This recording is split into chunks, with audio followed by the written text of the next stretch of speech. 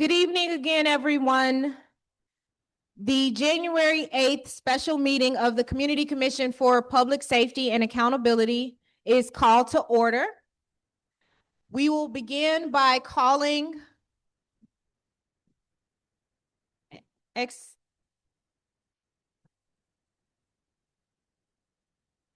I want to give an opportunity to pause because we do have transportation services, and so I want the representative to have an opportunity to communicate.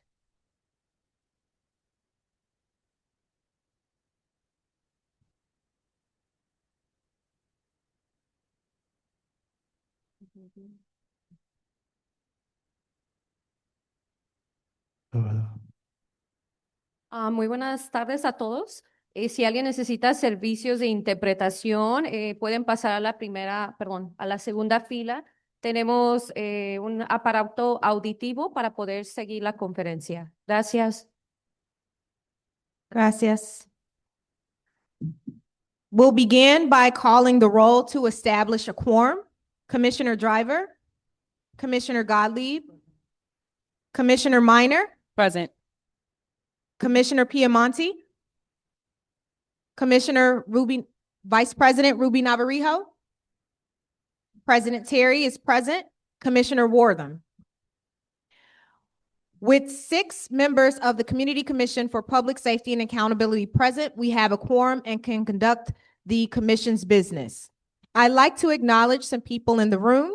The Executive Director of the Illinois Accountability Commission, Hina Mahmood, is here. So are staff members of the staff from the City of Chicago Council Committee on Immigrant and Refugee Rights. They have tables near where we had sign-in sheets, and they are here collecting information about ICE and Customs and Border Protection activities in Chicago, and you can share information with them if you'd like.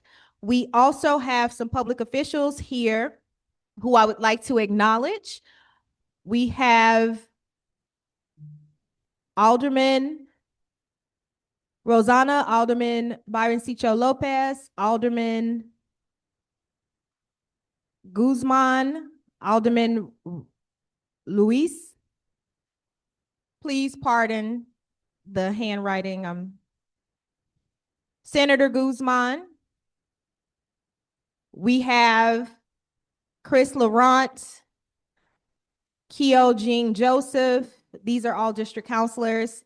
Dion McGill, Rosemary Dominguez, Beth Rochford, Deidre O'Connor, Alex Perez, Veronica Ariola, Sam Schomburg, Ashley Vargas, Ellie Bahina, Aaron Vogel, Brian Ransom, Ephraim Lee, Lee Balecki, Elise Edwards, Alderman Andre Vasquez, and Alderman Hoppenworth. So thank you all for being here. On December 18th, the Community Commission for Public Safety and Accountability received a petition circulated by some members of District Council, which were signed by 2,000 people for the commission to hold a special meeting to hear about the community's experience with interactions between ICE, Customs and Border Patrol, and CPD. The ordinance that created the commission includes a requirement that if the commission receives petitions with at least 2,000 signatures from Chicago residents, the commission must hold a special meeting within 21 days. We'd like to start by inviting 2 district counselors who gathered signatures and brought the petitions to the commission to share why they wanted the commission to hold this meeting. And I'd like to invite District Counselor Ellie Bahina and District Counselor Leo Quintero.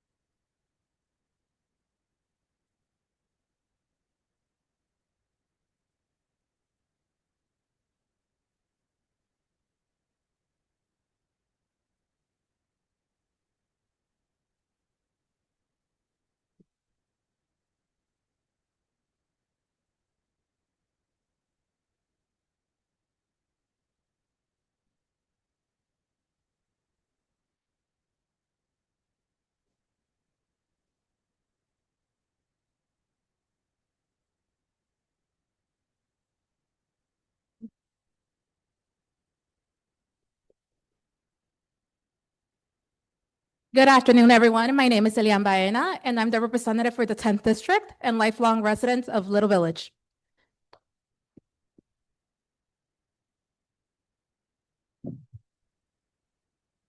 First, I want to thank community members across the city who helped us collect hundreds of signatures and made this moment possible, and the district council members who stood with our communities and made sure our voices were heard. This listening session is happening because people organized and demanded to be heard. I want to take a moment to explain how we got here, why we're here today. For those who may not be familiar, the district councils are made of 3 elected representatives in each police district council across the city. There are 22 police district councils, and we're fighting to be the direct voice and have conversations about public safety and police accountability. You're here in the 25th Ward, but you're also in the 12th Police District. Standing next to me is Leo Quintero, one of your elected district council representatives.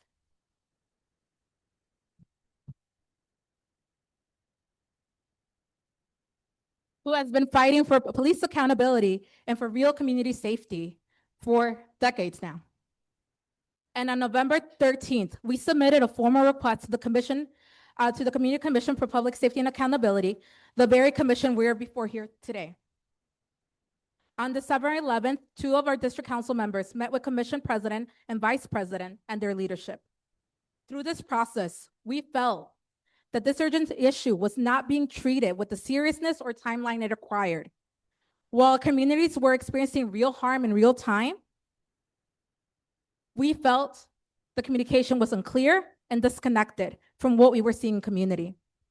Meanwhile, people in our community were putting their bodies on the line to protect their neighbors and defend their rights. We were tear gassed, put in handcuffs, and kidnapped. We have lost lives to violence carried out by ICE and Border Patrol. And in the face of the reality, waiting is not neutral. Delay has consequences. As district council members, we knew we had a responsibility to bring that power back to the community. So under the Empowering Communities for Public Safety Ordinance, alongside community members, we worked to gather petitions to trigger this process. This process was triggered by community power.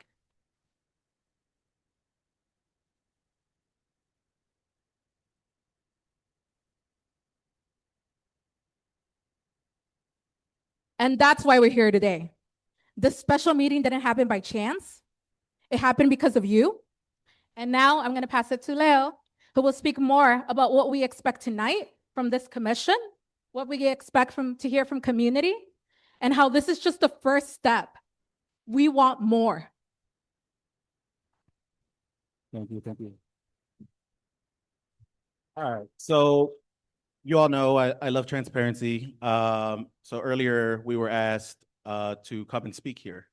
I want to note that the first letter demanding this meeting came out. I want to make sure that people are aware that the first letter that went out with the district councils signing on to it went out and was sent November 13th.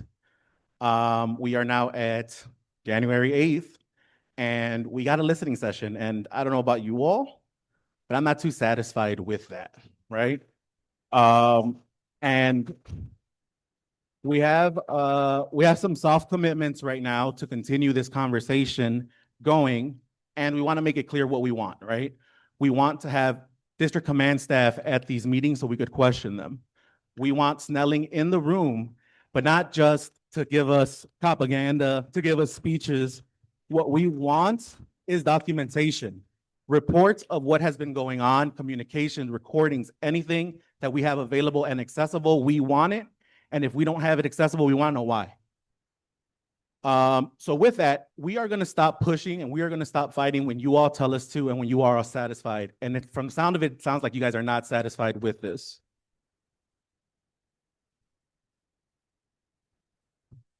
So again, we were asked earlier today to come and talk. We're giving our conversations. And with that, I didn't have anything prepped, so I'm going off the cuff here. But I want people to understand that we are here in support of you. So if you have a story, if you witnessed something, if a family member did, I want you all to come up and talk. And I want the commission to listen with the intent that we are here to support each and every one of these people and to move policy in accordance to the ordinance that created us. The ordinance clearly states that we need to support you all, what you all see, what you all want to change. Your safety and feeling of being safe is priority to us as district council members, and it should be as commissioners as well. So thank you all so much. I look forward to hearing what you all have to say. I am here if you all want to connect afterwards. I'll probably be standing in the back. Thank you so much. Thank you, Counselor Bahina and Counselor Quintero. I now like to provide some more information about tonight's hearing. Since ICE and Custom Border Protection increased activity in Chicago, there have been questions about whether the Chicago Police Department has engaged with ICE and CBP in ways that violate city law and police department policy. A city law called the Welcoming City Ordinance, as well as a CPD policy directive, say that CPD can't assist in civil immigration enforcement. For example, the law and the policy says that the City of Chicago government agencies, including CPD, can't share information about a person's immigration status unless there is some legal requirement to share that information, or detain people just based on their immigration status, or give ICE or CBP access to detainees or facilities for immigration-related purposes. The Chicago Police Department cannot provide traffic perimeters or give on-site support to ICE or CBP when ICE or CBP is conducting immigration enforcement activities. However, CPD is allowed to do work to protect public safety. For example, if a crime is occurring, CPD can respond to the criminal activity. If federal immigration officers are in danger, CPD can protect them. This law and policy have led to questions about whether certain CPD actions amount to assisting ICE or CBP with civil immigration enforcement, which isn't allowed, or if those CPD actions were protecting public safety, which is allowed. In June, when questions arose about the potential CPD involvement in ICE and Custom Border Protection activity, the commission asked CPD leadership to come before the commission to explain their policies and clarify what they can and cannot do in relation to federal immigration enforcement.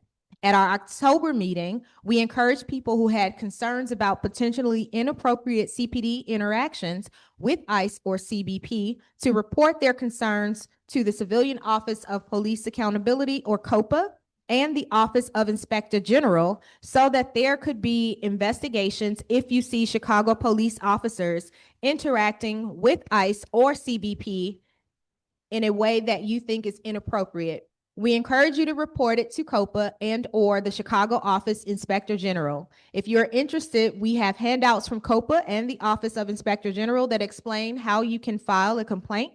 The handouts are in several languages. Today, this meeting will be an opportunity for community members to have their voices heard about the Chicago Police Department interaction with ICE and CBP. Additionally, the commission plans to discuss this topic at our public meeting in February. The information we gather here may be used in development of that meeting. Before we begin, we'll give each commissioner a minute to share some thoughts, and I'll start with Commissioner Minor. I had a sneaky suspicion that I would open this meeting. First, I would say good evening. God bless you. Thank you for weathering the rain to be in this space right now. I'm very excited to hear your stories. I think excitement is probably not even the right word choice, but I'm eager to hear from you. After this meeting, if there's any action items or if you want to continue the conversation, please feel welcome to email me at my first and last name at cityofchicago.org, or follow up with me after this meeting and you can have my phone number. The first thing that is most important and pressing for me to recognize is Renee Nicole Good. God bless her. God bless her family. God bless the people that mourn for her and continue to be activated and engaged for her and her legacy. God bless all of you who continue to show up for community and to love one another as you will want to be loved. I want to say thank you to all of the organizers who made this day possible. I want to say thank you to the community members for being bold and courageous in sharing your stories on today. I want to continue to extend my heartfelt remorse for my peers who have had encounters with ICE and have been disappeared. I also want to give my heartfelt remorse for any of you who may have experienced the same thing in your families. This begrieves me, but I continue to follow up with my commitment to do whatever is in my possibility for accountability, solidarity, and action to uphold the Welcoming City Ordinance. Thank you. Thank you. So before I turn it over to the next commissioner, for the record, I'd like to acknowledge that Vice President Ruby Navarijo is present for the record. Commissioner Gottlieb. Thank you, President Terry. So yeah, I'll be really brief. I'm first off just really appreciative of everyone who's in the room today, taking time to be here. I also want to acknowledge all the people who've been working on this issue and bringing it and advocating on it. And then I also want to thank in advance all the people who are going to give public comment. That's not an easy thing to do. It's brave, so I'm appreciative of all of you who are going to be doing that. So thank you. Thank you. So I'll start at the other end, Commissioner Driver. Commissioner Piemonte.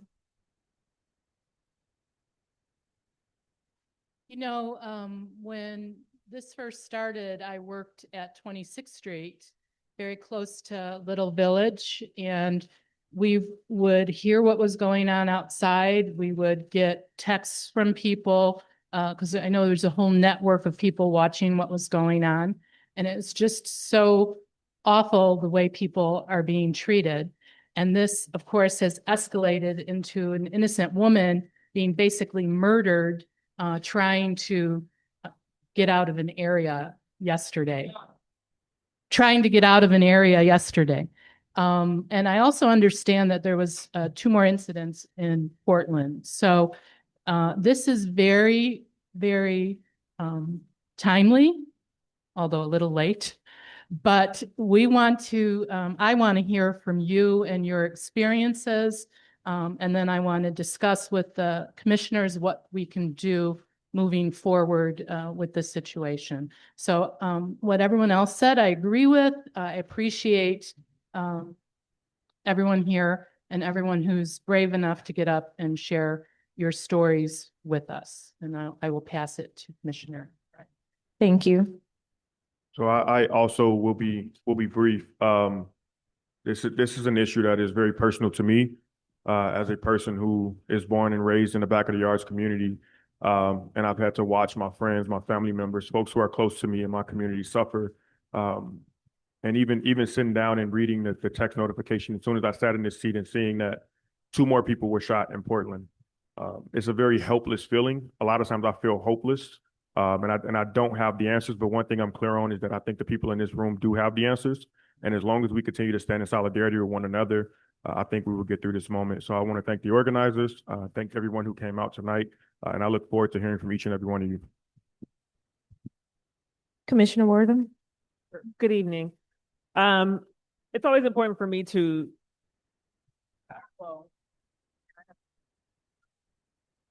Hello? Test. Yep, that's okay. That mic's bad. All right, good evening. It's always important for me to just start by saying I would like to remind us all that this is a citywide commission and we are intended to represent the entirety of the diversity of opinions in Chicago. That said, a lot of times when we have meetings like this or even our regular body meetings, it's reported out as the commission thinks this or the commission believes that. I would specifically tonight like to just encourage people to listen to all of the public comment, but not assign to this commission a decision regarding any of the allegations that we might hear made or positions on this issue. I think it's very important for us to continue our outreach to be as inclusive as possible for our audience, our constituency, that we not assign to all 7 of us any position, any opinion, unless it is something we publicly deliberated and voted on. And so while I realize this is a very important issue and people have diverse opinions on things. I just would encourage everyone in the room, including anyone who might report out on this, not to assign to this commission that we have determined anything tonight, but that tonight is a listening session to hear from the public. This commission has not determined, investigated, or voted upon any position on these issues. And I think it's very important that we're very clear on that, because some members, both internally and externally, have an unfortunate habit of assigning to all 7 of us an opinion that all 7 of us don't have. And it's very important for me. Oh, okay. Well,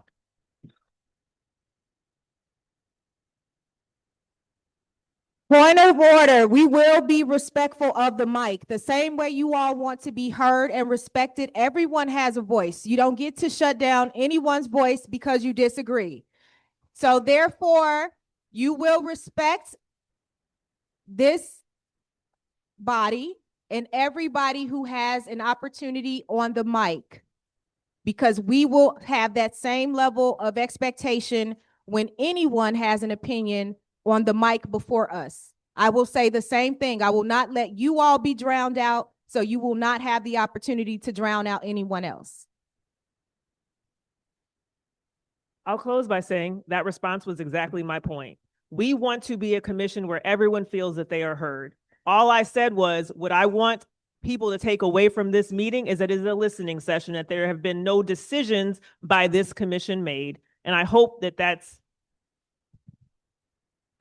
our bylaws be removed if they keep interrupting me. All right. Well, you're proving my point. So that's exactly what my comment was about. Thanks. Yeah, gonna have to quite about. Again, we're asking you all to be respectful, because we do have bylaws to ask for people to be removed. Please be respectful, because you want yourselves to be heard, and we're asking that everyone be respectful. Thank you. Vice President Ruby Navarrijo. Good evening, everybody. I'm going to make this brief as well. I'm here to listen to you. We need immigration reform, and we've been needing immigration reform. And I hope that all of us here together can continue working, in collaboration to continue holding the police department accountable. I'm a product of the immigration system in this country, and I know very, very well the very front-facing cost of what's going on right now. This commission, all of us, are committed to ensuring that we get everybody clarity here. And this is one step toward that. This is not going to be the only time. This is not going to be the only time I address this issue as an individual commissioner. I want to thank all the organizers for their work today. I want to thank the different elected officials and government bodies here today. We will record, we will listen, we will document, and we will hold this for history, because in the future, accountability is somewhere. And I hope that together here today, we gather these stories, we gather comments, and we make our community stronger, and we get the clarity we need. We need to trust our police department. And hopefully it starts. Hopefully we start here. Hopefully we start here, and we're able to hold people accountable.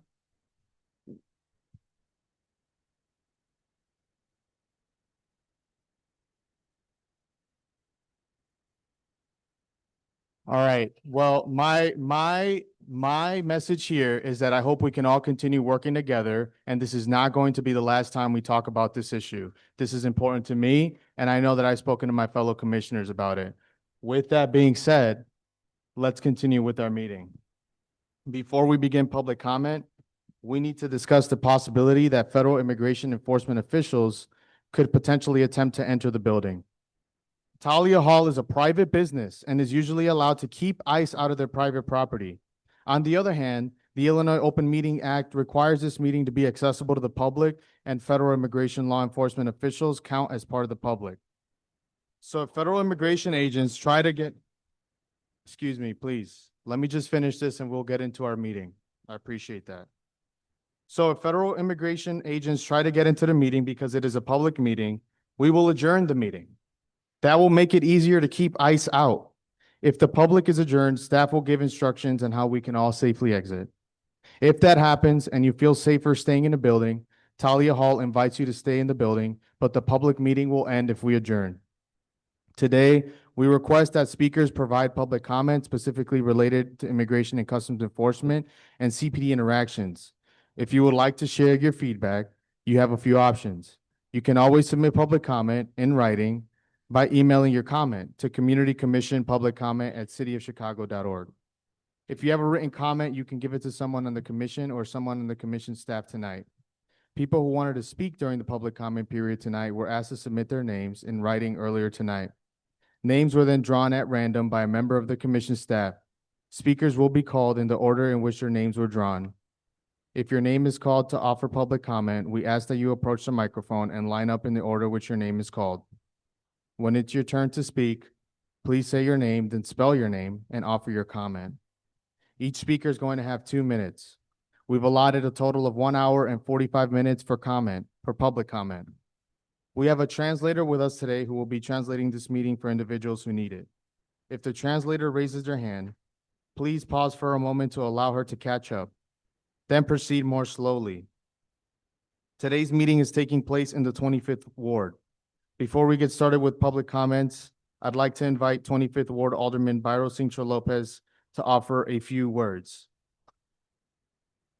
Alderman.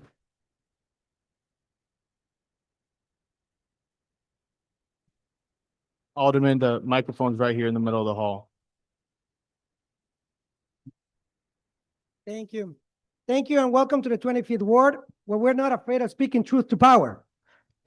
And that's why it's so important today as a community that we come together. This meeting is way too long, way too late. I'm thankful for the commissioners that fought collected petitions to have this space. But during this time, people being hurt, we got one neighbor, Silverio Villegas Gonzalez, was killed. Another neighbor was shot 5 times in Brighton Park. And what the Chicago Police Department superintendent said, stop shooting at law enforcement. Where was the shot? Where is the evidence? So that's what we need the commission to focus on. That's what we need you to work with us to hold the Chicago Police Department superintendent accountable. Because there are many, way too many members of the city council that are quiet and silent. In the meantime, we saw the execution of a mother, 37-year-old mother that leaves an orphan child, 6-year-old that denied medical care. They shot her in front of her family, leaving her house. We are not going to allow this happen in Chicago. So in Brighton Park, we demand an investigation on the superintendent as to why he's not protecting. Why he's not protecting the people of the city of Chicago. We need to stop the killings in our community. The real terrorists, the real rapists are those people, those Proud Boys, that the commission did not hold accountable when we opened an investigation with the Inspector General. Now we have Proud Boys still operating in the Chicago Police Department. So we need today to come to the realization that this is the moment where the billionaire class is going to execute neighbors of us. And when Gregory Bobino comes to our city, we demand that he's arrested as well. Because he's in contempt. He is in contempt of federal orders. There are police officers that today are collaborating with these ICE mercenaries. How we are public dollars, we are allowing the break of our sanctuary city laws, while we are allowing the superintendent to provide public statements without any evidence. And we are going to hold them accountable. And it's going to be the people in this room, the rapid responders, the people in the community fighting to stop these atrocities. So today, as a community, right, and I'm not afraid of being booed. This is not a popular opinion, neither in Washington or in the federal government. And I don't care about what they say. I do care about my people. The people that are being shot. The people like Jose Richard, the discount mall vendor. Can you please get up so they know who we are? This is the discount mall vendor, the security firm that has stopped them, has stopped these people from entering the discount mall. So we are here to demand real accountability. It starts by arresting Bobino. It starts by sanctioning officers that even on June 4th assaulted even elected officials for asking questions and asking for warrants. And finally, we also want the Illinois State Police to, instead of focusing on arresting protesters, to arrest these mercenaries that go and kill us. So, welcome to the 25th Ward, and welcome to the fight. Si se puede. Thank you. Thank you, Alderman. So we will begin calling our three speakers. The first three speakers are Lawrence Benito, Joseph Madugal is online, and Ariana Aguilar is also online. So Lawrence Benito. Just a quick announcement. Quick announcement for the folks in the room. We have staff keeping time for 2 minutes per public speaker. So we will give you a warning when it's time to close those remarks. Thank you. Good evening.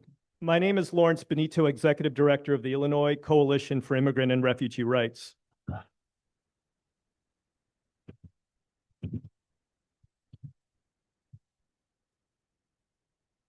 Here in Chicago, our members have long pushed for laws like the Welcoming City Ordinance because such policies are reflective of our values. We are a city for all people, and our institutions can and must give the dignity and respect that everyone deserves. Nobody should live in fear, and interacting with city employees should never result in a person's deportation.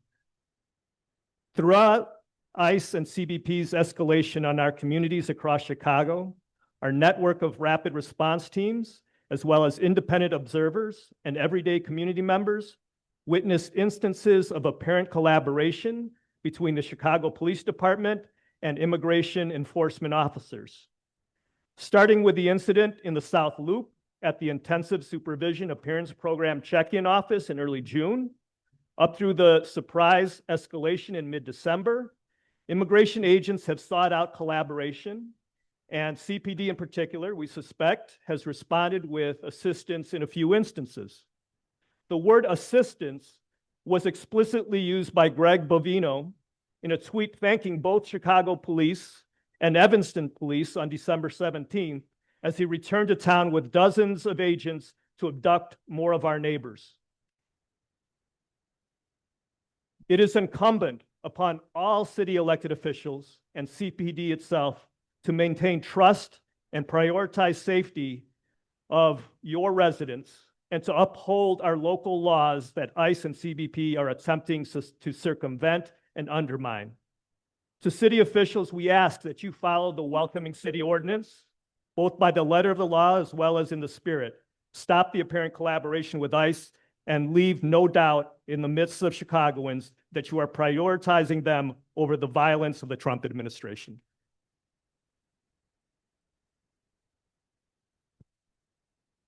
Thank you. Ariana Aguilar, who has control of online?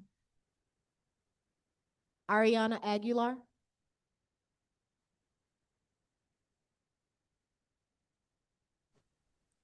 Hello? Yes, we can hear you. Okay. All right. My name is Ariana Aguilar, Ariana Aguilar. And what I'd like to share today is an experience I had. So on Halloween day of last year, I had the unfortunate experience with ICE agents who kidnapped my neighbors in broad daylight with no second thought. And for whatever reason they were acting, which we know that ICE just profiles and kidnaps our neighbors, there was no justification for the way that they had treated my neighbors. They slammed, they kicked, they gripped, and they threw, and showed absolute inhumane behavior towards my neighbors that day on Halloween of last year. What I witnessed that day was not only ICE, but unsurprisingly, CPD protecting and defending ICE agents while they kidnapped my neighbors. They pushed and they shoved us, the protesters, away from the ICE agents and allowed ICE to get away with their abuse of power. It is a well-known fact that no matter how many meetings and no matter how many wellness sessions CPD attempts to make Your history precedes you, and we know that at the end of the day, it is only the people that protects the people. Although I am not disappointed, I am infuriated with that y'all have the audacity to play the law selectively, not only when it comes down to protecting KKK CPD members, but police killers who only get paid leave and only have department transfers whenever they kill someone. So I need y'all to start holding cops accountable when they come in and protect these kidnappers, these Gestapos, to call them what they are. Thank you. Online, the next person is Joseph McDougall. Joseph McDougall.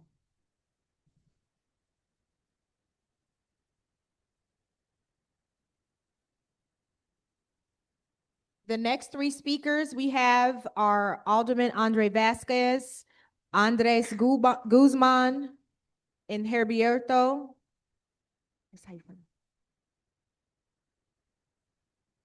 Quiros. Good evening, everyone. Alderperson Andre Vasquez, 40th Ward. Hella proud to be here in Pilsen. Chair of the Committee on Immigrant and Refugee Rights. I appreciate the opportunity to be able to speak here in front of everyone. I want to start out with a number. 218. That's the number of days since June 4th, when the first ICE incident occurred where CPD was involved, where when people were coming to check in following the law, they were then kidnapped there as ICE showed up. CPD was called in that instance to make sure that the crowd wasn't getting too riley.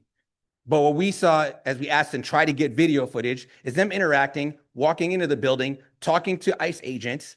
So whether that's involvement or coordination, that's something that needs to be held accountable. Now, the reason why I mentioned 218 days is that's how long it's happened, and there has not been a hearing by the CCPSA related to ICE CPD interactions.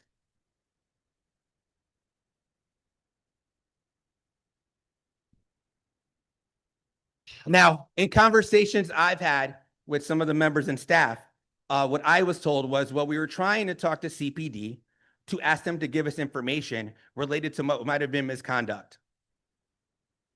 I'm trying to hold what would be laughter if it wasn't anger. You can't ask somebody for information about their own level of misconduct and expect for them to give it to you. I say that as the chair of the Committee on Immigrant and Refugee Rights, who was asking for the same information from CPD way more than 218 days ago. You know what we didn't do? Not have a hearing. We've had multiple of them. We forced CPD to have to come and answer questions. We didn't wait for them to tell us they don't have information. So it is absolutely unacceptable to then have to force district counselors to have to come to get signatures to then have not even a hearing, but a listening session.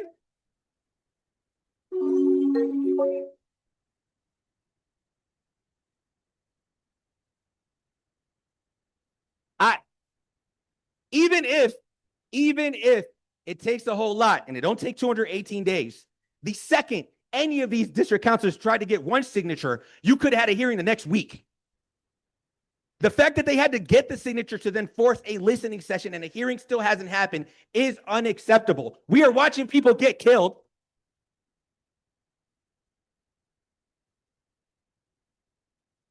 Trying to figure out for people who say that they care why it just hasn't happened. That's your time. Thank you, Alderman. Thank you, Alderman. Thank you, Alderman. We have a lot of speakers and we want to give them an opportunity to speak. Thank you. We do welcome anyone's name who has been called. If you would like to concede your time to the alderman for another 2 minutes, we welcome that opportunity. The next speaker that we have is Victor. Again, you will respect this mic or you will be asked to leave. We will not continue to deal with disrespect. You can't be here saying you want to be helped and being disrespectful. That will not be tolerated. Please allow others to speak. The next speaker is Victor Regoza. This is Andres Guzman. I was the next speaker along with boy. Yeah. My name is Andres Guzman, Andresguzman, and I organize in this neighborhood against gentrification. While our community is being decimated by gentrification, a structural violence being waged by Alderman Byron Ciccio Lopez, today I'm here to talk about the immediate violence, the one being waged by ICE and CPD. All of us in this room are aware of what's going on during these past few months with these ICE raids. We've seen the videos, the photos, the families being ripped apart. We've seen the tear gas. We've seen the children being scared. We've seen ICE, the state police, and CPD occupying our neighborhoods. The reason why we're all here today is to address ICE collaborating with CPD. Who is going to meet these demands? Who has the power to end this collaboration? In other words, who is responsible for the collaboration between ICE and CPD? The commissioner and the mayor, Brandon Johnson. To this day, Brandon Johnson has denied, he is denying that CPD is working with ICE. By doing this, he is protecting CPD from accountability. This is the same CPD that targeted, harassed, and arrested dozens of people on Mexican Independence Day.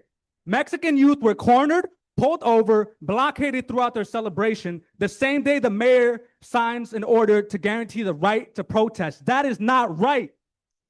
But let's think bigger picture. J.B. Pritzker unleashed the state police on protesters in Broadview.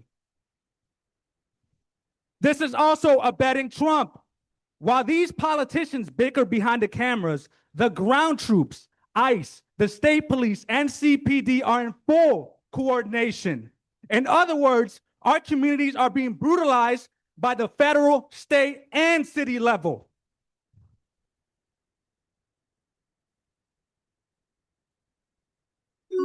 Signing a Thank you. Herbietto?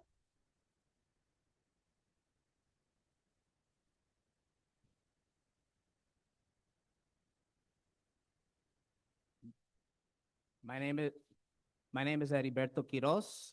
I'm the proud son of Rosa Quiroz, immigrant mom. I just want to know, like, you guys need to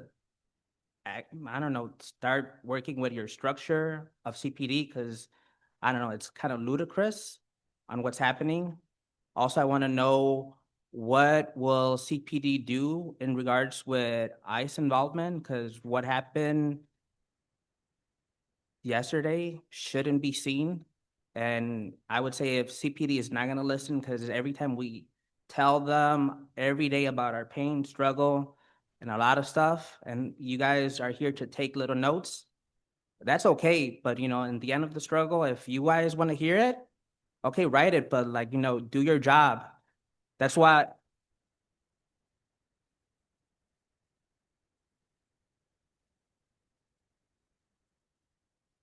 And as a teacher, I'm seeing like the effects as this is happening, so on children. Also, I want to say that I think we need to do more. And I want to close it off with this statement. CPD, don't deport my family. And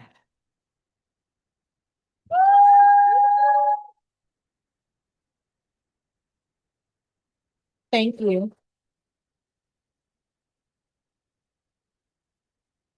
So we have Victor Regoza, Reg Regoza, and Rebecca Kling.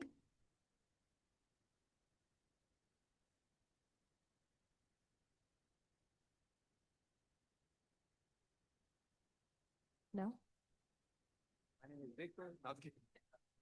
Addie Garcia, Ken Alvarado, Jax Lopez.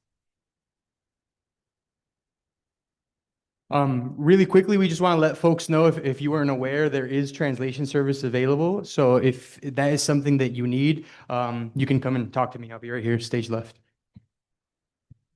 Si ocupan servicios de traducción, me pueden preguntar a mí, yo les puedo conectar con el aparato para traducir. Gracias.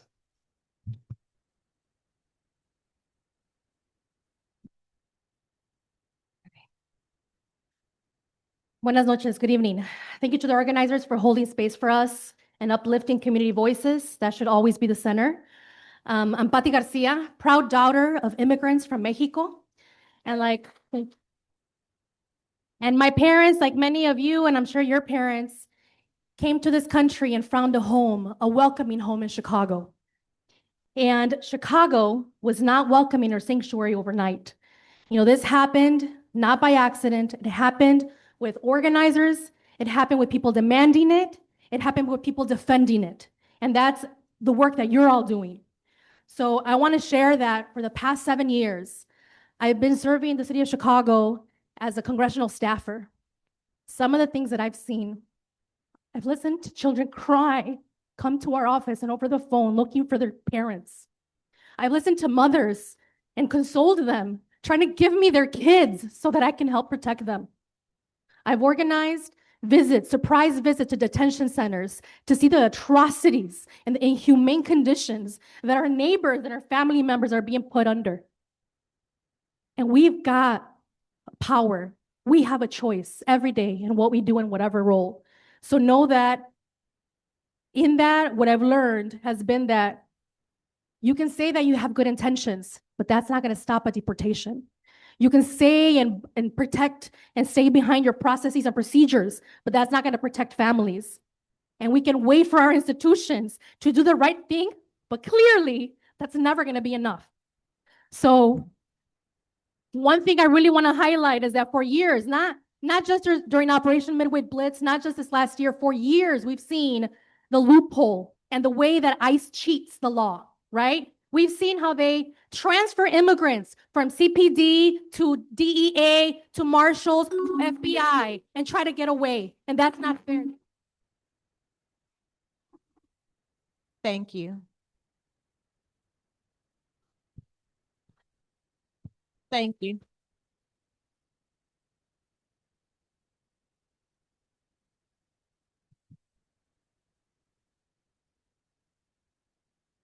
All right, good evening. Buenas noches a todos. My name is Jax Lopez, JaxLopez. I am a lifelong resident of Chicago. I am a CPS Posse Foundation alumni.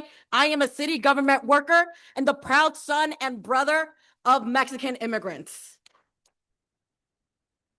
On October 22nd of last year, my colleague and I, while we were working, were forcibly pulled from her car and kidnapped by ICE and Border Patrol. From the back of a car that we were handcuffed and thrown into, we saw CPD appear suddenly, where they were pushing back rapid response workers and government officials, blocking them from taping, sowing further confusion and turning their back on our community. This sends a very clear message, not just to our community, but also to ICE, that CPD is willing to violate Chicago's Welcoming City Ordinance and that they're willing to break the law when it benefits them just by saying that it's for public safety. How can I, as a public city worker, tell my constituents that come in to call 911 when 9 times out of 10, they tell me I am not going to do that because they never respond to my calls? They never respond to multiple calls of service that I have made to my house.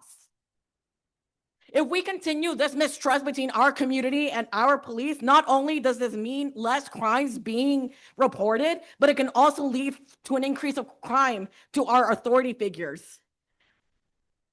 Again, I close with not only as a citizen of Chicago, but as a public servant. I implore the CCPSA to look into the actions of CPD and actually listen to the community. Buenas noches. Have a good night, everybody. Thank you.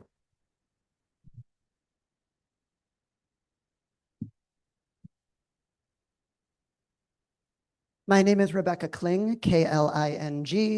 I live in Andersonville, where I own a condo in Chicago's 47th ward, and I've lived there since 2020. Overall, I've lived in Chicago for 15 of the past 20 years. We've all seen the footage of CPD assisting ICE and federal immigration. And make no mistake, ICE is the bad actor here.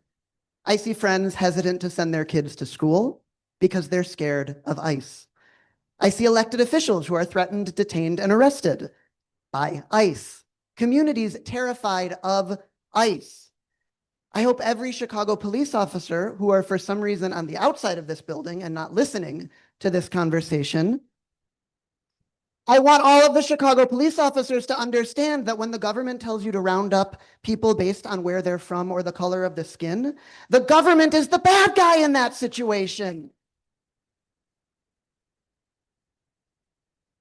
Where is Superintendent Snelling? Where are the 22 district commanders? Why have they not identified and disclosed all communication with federal immigration enforcement? Why have they not released their records?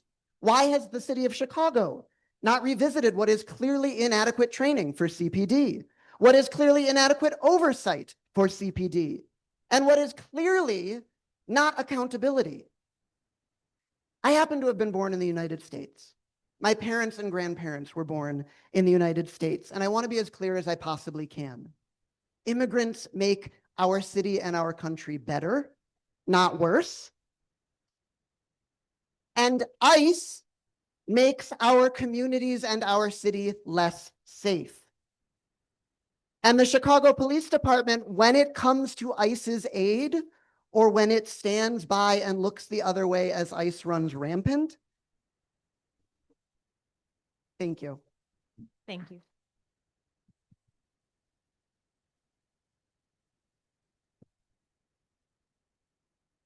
Carmen Aiken, Jasmine Salas, James Boo.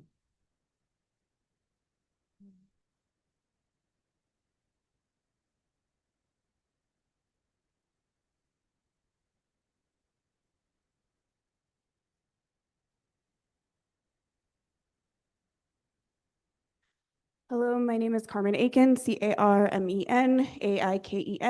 I live in the 9th District in McKinley Park. I want to thank the commissioners for the opportunity to give public comment for their time. I especially want to thank the tireless district counselors who needed to collect support to make this happen way too late. As the daughter of Venezuelan immigrants, I'm proud to live in my neighborhood and city that's made up of all of our different backgrounds. And I've been horrified, shocked, enraged, and deeply saddened by all the violence and terror that has caused so much harm to all of us, from South Shore to Lakeview to East Garfield Park to Edgewater. Like many, I've become involved in working at a grassroots level to mitigate harm and observe unlawful and violent behavior being enacted on residents of this city. While making observations of reckless and dangerous behavior last fall, including driving and disobeying traffic laws, as well as occupying state-owned property, which CBP and Immigration and Custom Enforcement are barred from utilizing for their operations, I also observed CPD officers who refused to intervene and turned a blind eye to unknown individuals in unmarked vehicles without any identification, carrying lethal weapons, speeding through my neighborhood at 50 miles an hour, driving the wrong way. Their actions will ultimately end in more deaths, just like the murder of a civilian in Minneapolis and our own neighbor in Franklin Park last year. I thank the CCPSA for providing a venue for feedback. However, there is no safety to be found if we, the residents of Chicago, have no means or know what our local police will or will not do to protect or kill us. I am asking the CCPSA to call a hearing with Superintendent Snelling and all 22 commanders to disclose joint operations between these individuals and the Chicago Police Department, to examine oversight and accountability regarding cooperation with federal immigration officials, and follow the law, our sanctuary protections. I ask this in the hope that we have not done even more damage to the trust and accountability that you have been trying to build. There is no public safety for any of us while these actions are allowed to continue. Thank you.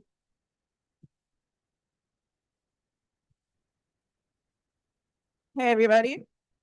My name is Jasmine Salas, she, her pronouns. I am former co-chair of CARPER, lead negotiator for the Empowering Community for Public Safety Ordinance. I came here today because I thought that I was going to tell you about my experiences behind the discount mall on October 23rd and how I personally witnessed ICE and CBD collaborate. But I'm going to throw that shit away because some of you commissioners should be fucking ashamed of yourselves. The way that you want to lecture respectability to immigrants, my dad is a fucking immigrant. Like, there are people here who have mixed status families, undocumented people. This is people's real fucking lives. And if you, as a public servant, can't handle a cuss word or can't handle someone going slightly over time, then get the fuck out of your seat. So please remove her.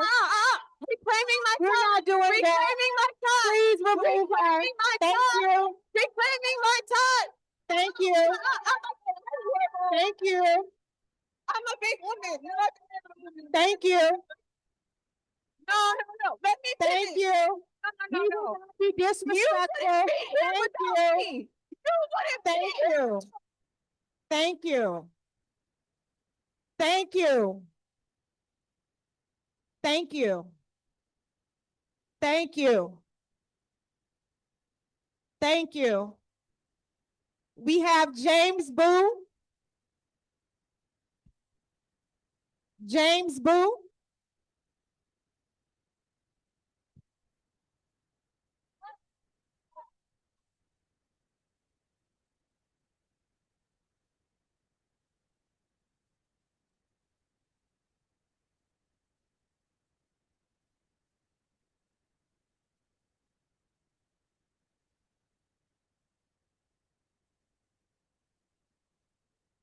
Do we have James Boo?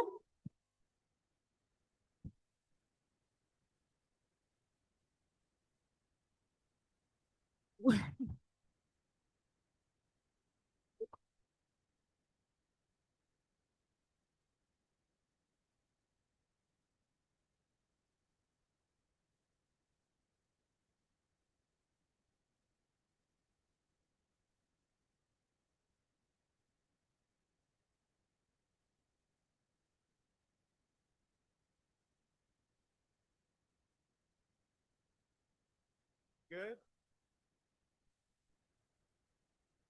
James Boo? Is James Boo still here? If not, we can call the next three speakers.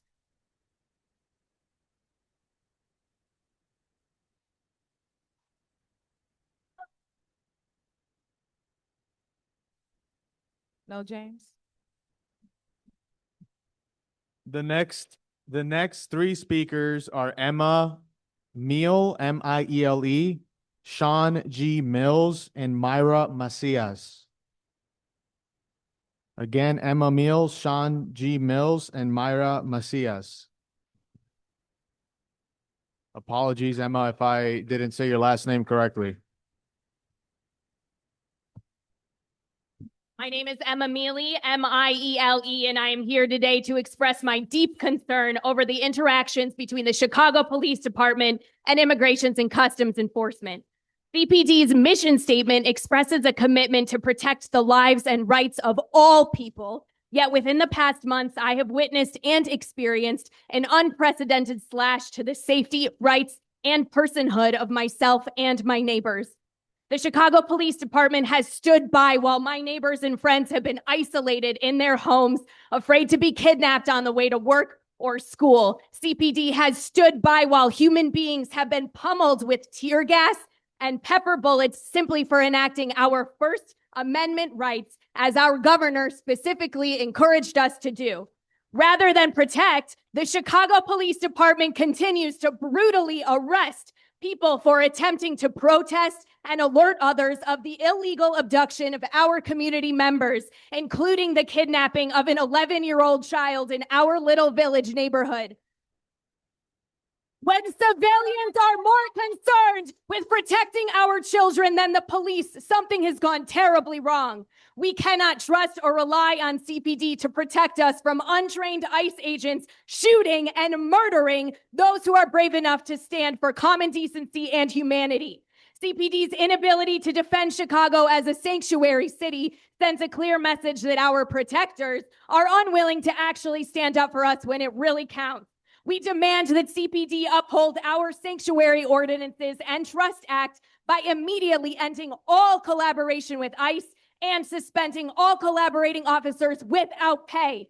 We demand that the CPD arrest Gregory Bovino for use of chemical weapons, and we demand your help to build our case to abolish ICE once and for all. The blood of every person harmed or killed by ICE in our home is on your hands. And my question to the Chicago Police Department is, who do you protect? Who do you serve? Who do you protect? Who do you serve? Who do you protect? Who do you serve? Who do you serve? Who do you protect? Who do you serve? Who do you protect? Who do you serve? Shame! Shame! Shame!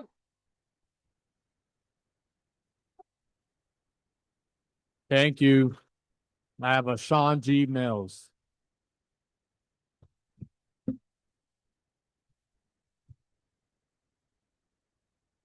This is so fucking weird. My name is Sean Garrett Mills. I'm a lifelong Chicagoan and Broadview organizer. I think this is largely for everyone in the crowd here because at the end of the day, we keep us safe and we cannot rely on our institutions at this point. I'm here to convey a harsh reality that we need to grow the fuck up. Fascism is here at our door, and we need to understand what we face. Words no longer matter. Panels no longer matter. Inaction no longer matters. Laws that we wish to uphold in this bullshit democracy no longer matter. We keep us safe as a community. Fascism is, what's up? Fuck yeah. Fascism is simply colonialism turned inwards. We live in the 1930s Germany, and we must rise to that occasion with boldness and solidarity. You are in direct violation of the Illinois State Trust Act. Every moment we are forced through bureaucracy and peaceful protests of CPD and ISP, etc., are precious moments we do not thwart the illegal actions of DHS and ICE. You actively aid and abet them, their kidnapping of children, neighbors, and children. If Pritzker, Johnson, and our police and other ineffectual leaders do not have the bravery to stand beside us, then get the fuck out of our way and let us do the jobs for you. Beyond that, my demand is simple. Illinois, Chicago, and we the people must rally together and stand up against this fascism at our doorstep. Stand with us at protest police. Use barricades to traffic stop ICE agents, arrest ICE officers conducting illegal and warrantless raids, aid rapid responders with traffic escorts, or at least stay the fuck out of the way. Disallow all ICE and DHS activity within our city limits immediately. That is the duty of the commander-in-chief of this fucking state in the city. Thank you. Myra Macias.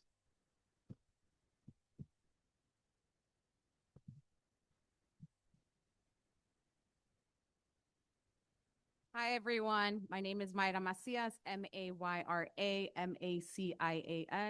I was born and raised in back of the yards. Yeah, that's right. And for the last 10 years, I've worked in national politics and advocacy, trying to instill hope and restore faith in our institutions. And what I witnessed lets me know that the trust that might have existed once upon a time with the community and Chicago Police Department is long gone. So while I commend this hearing, I hope that there's true accountability. And I want to read because I want to make sure that I don't miss any details on what I witnessed. On Saturday, November 8th at approximately 12:43 p.m., I witnessed Chicago police officers use excessive force against community members standing next to me, literally next to me on 23rd and Sawyer in Little Village. Yes. I recorded a video. So if my words are not proof enough, there is video proof that got picked up by the Washington Post, Telemundo. It's live in public on my Instagram. The video shows officers targeting individuals on the sidewalk, dragging them into the street, and then piling on top of them. Shame. And these individuals had been there for hours with me, standing alongside, bearing witness to the atrocities of ICE. In one instance, I counted up to 10 officers pushing one man to the ground. One man to the ground, 10 officers. And what is alarming is not just what was captured on that video. What's alarming is what led up to it. We're talking about cooperation with CPD and ICE. What I don't understand is why did this video get recorded after ICE had already left? Why was CPD still there? And why were witnesses pushed to the ground with excessive force? When I arrived about an hour earlier, ICE was not present. Yet there were at least 70 officers on the scene creating chaos, shouting conflicting commands. At one point, I'll end by saying the video is public. People can watch it, and we need accountability. Thank you. Nikita Farouk, Balthazar Enriquez, Alderman Mana Hoppenworth,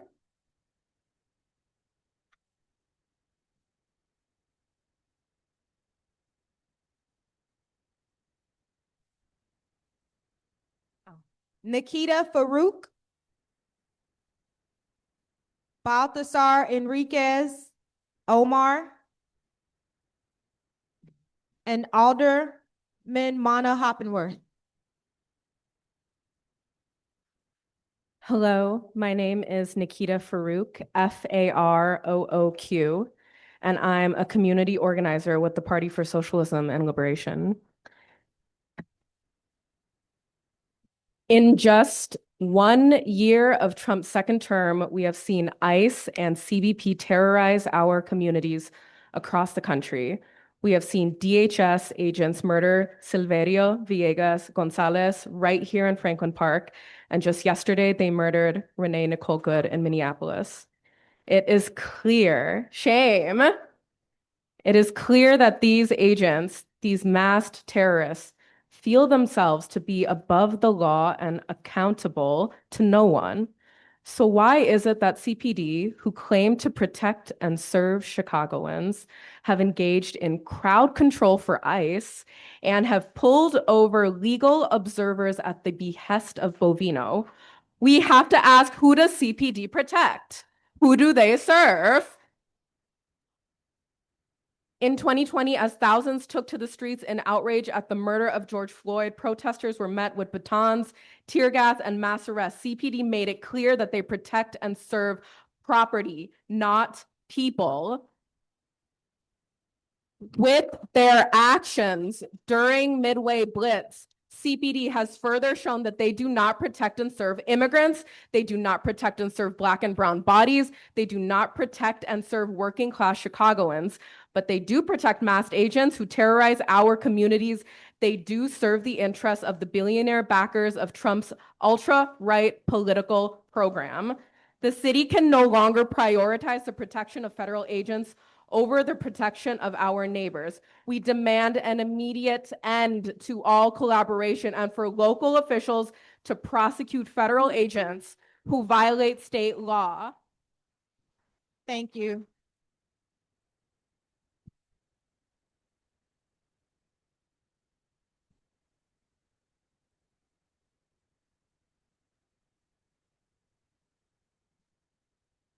Buenas tardes. Can we get an interpreter for mi amigo? Yeah.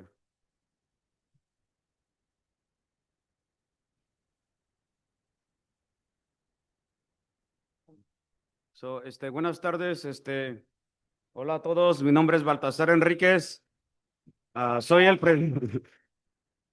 soy el presidente del Concilio Comunitario de la Villita, me conocen como el vato del silbato. Me estoy perdiendo, me estoy perdiendo mi novela, pero no hay pedo. Bueno, estoy aquí con uno de mis, voluntarios que patrulla, súper chido, se llama Omar y trae a su niño y les va a contar su experiencia que tuvo con CPD. Buenas noches, mi nombre es Omar Luna. Tengo pruebas de que CPD trabaja con inmigración. Good evening. I have proof that CPD works with ICE. El 17 de diciembre estaba patrullando al sur de Chicago. Encontramos inmigración, lo seguimos todo el On sur de December 17th, I was patrolling and we saw ICE. lo seguimos todo el sur de Chicago, Lakeshore Drive. We followed them all the south of Chicago, Lakeshore Drive. En la Sheridan, acabando Lakeshore Drive, me para a la policía. At the end of Sheridan, by Lakeshore Drive, the police pulled me over. Me detiene diciendo que inmigración marcó al 911 varias veces They diciendo, stopped me and they told me that they called 911 various times, diciendo que los quise chocar múltiples stating that I was attempting to ram their car multiple times. Si la policía de Chicago iba por mí porque pararon a toda la caravana que iba siguiéndolo. The Chicago Police Department was after me, but they had stopped the whole caravan that was following me. Entonces estamos seguros que la policía de Chicago trabaja con. And that is why we are sure that Chicago Police Department is working with them. A ellos los protege la policía y a nosotros, ¿quién nos protege? They are being protected by the police, and who protects us?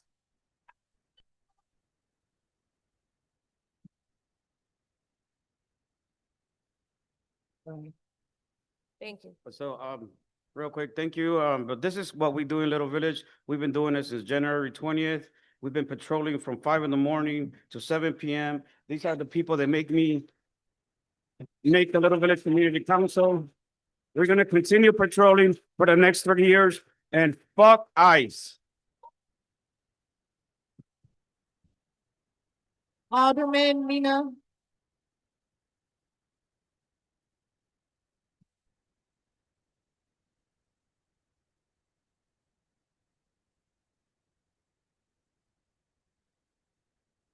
I represent the 48th Ward where that happened, so I'm sorry that happened. And to those of you who are here, 80% of success is showing up, okay? That you showed up, we are going to get through this together. We will not be gaslit. We have the evidence. We see it on video. We have your testimony. And to CCPSA, I want to remind you all that while I'm glad that we're here together right now, you all didn't exist a couple years ago. You exist because of the power of the people.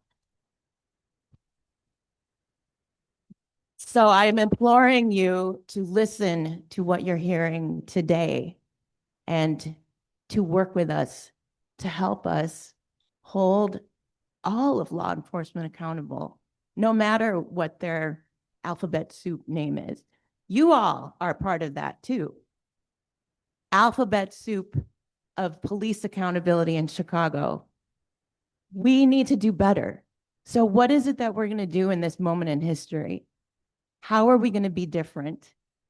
And thank you all for showing up. We need to continue to do that every single day for each other because we keep us safe.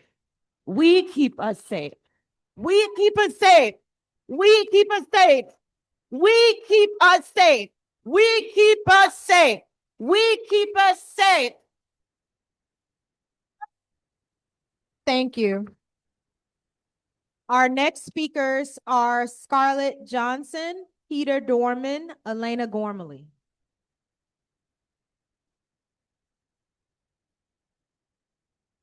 If you can, please yield the time that I did not speak to the next speaker.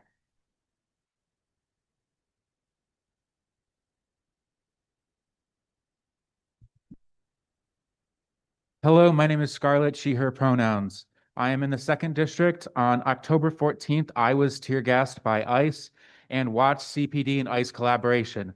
I watched CPD protect ICE with their backs to ICE and they're facing the crowd. You have your backs to those who you are protecting. Why is CPD protecting a bunch of armed thugs kidnapping our community members?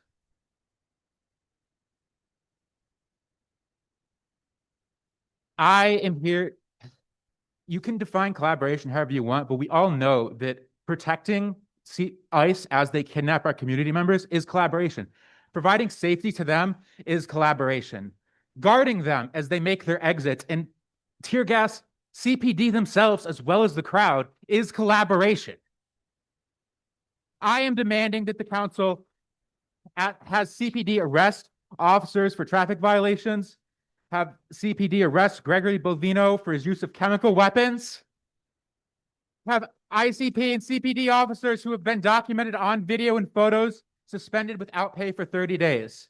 And to end, I'm incredibly disappointed by the commission and how much time they took to talk and not listen today. We started 45 minutes late. We're all working people. We have jobs. You all have public platforms that you can make comments on your own time. This is a listening session, and you all need to do much better at listening. Thank you.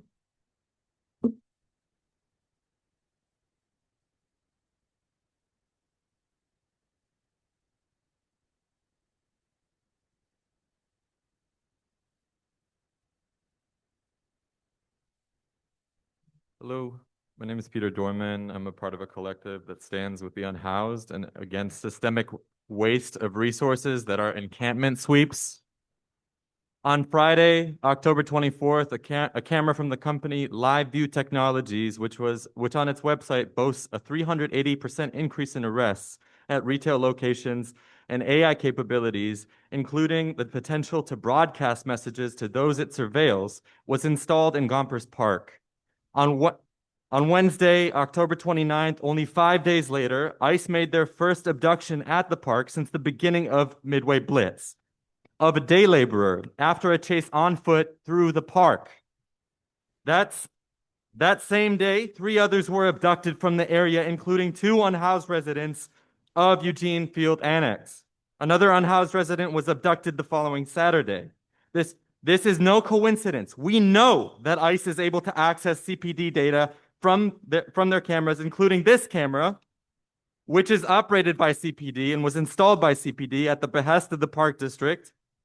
These cameras have also been utilized in retail lots such as Lowe's and Home Depot to target day laborers. The mayor's office has so far been apathetic to residents' and neighbors' requests that the camera be removed. Within weeks, at the direct request of Alderman Sam Nugent of the 39th Ward, and confirmed by Beth Tomlins of the Park District, the camera was relocated across the street to the Eugene Field Annex, pointed directly at the encampment a number of unhoused community members call home. Since then, residents of the encampments have received repeat demonstrations of the camera's AI capabilities, namely speaking directly to residents, broadcasting emotionally manipulative messages to them about their personal activities. To be clear, the camera is speaking to our neighbors. If this sounds dystopian, that's because it is. Our most vulnerable community members are. Thank you. Thank you.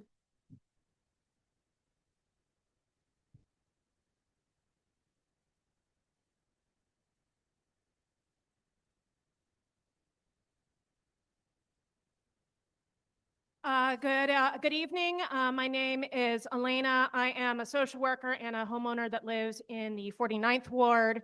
I am here because my grandparents showed extraordinary bravery, risking their lives to fight Nazis in Europe. I am here because my parents and my synagogue risked their lives and livelihood smuggling prayer books and Jewish ritual objects behind the Iron Curtain into the Soviet Union. There is no daylight between ICE, CPD, and Stalin's secret police. There is no daylight between ICE, CPD, CBP, and the Gestapo. The only thing that is different is that right now, at least on paper, it's not yet illegal to say this out loud. But standing up and doing this can get you murdered. I do not need to repeat what other people who are smarter than me and braver than me have already said, but CPD is absolutely collaborating with ICE in ways that violate the law. The law has to mean something. I know that you all care a lot and are trying your best, but I will say to every one of you on that dais, your best is not good enough right now.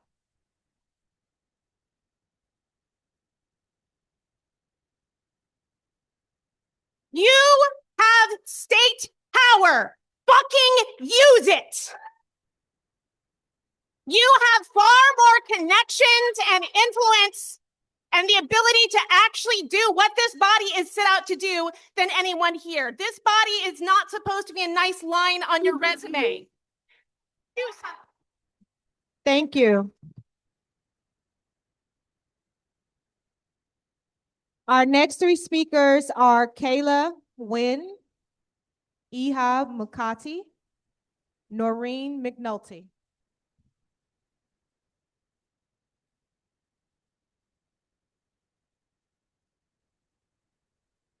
Hello, my name is Kayla Nguyen. I'm with the Chicago Alliance Against Racist and Political Repression.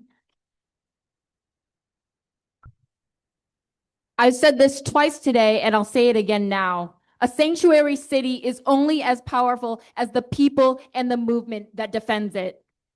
It has taken 218 days, the consistent and powerful unifying efforts of the district councils, community organizations, the people of Chicago, and over 2,000 signatures for this commission to do what is right, for us to have the right to even suggest what this city, its news outlets, and its people know to be true.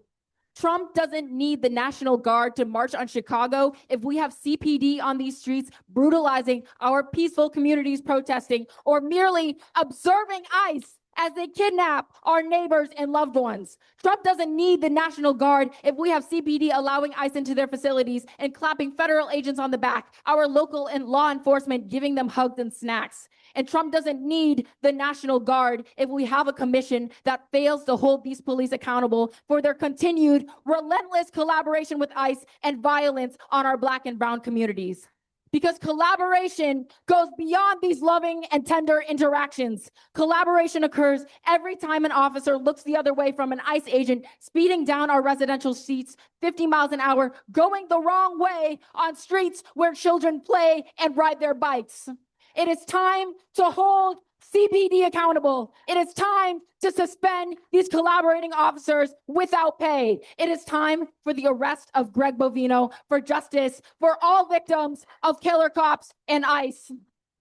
And it is time to pass the CPOP referendum so that we, the people, can elect our own damn commission that will do their fucking jobs. Thank you.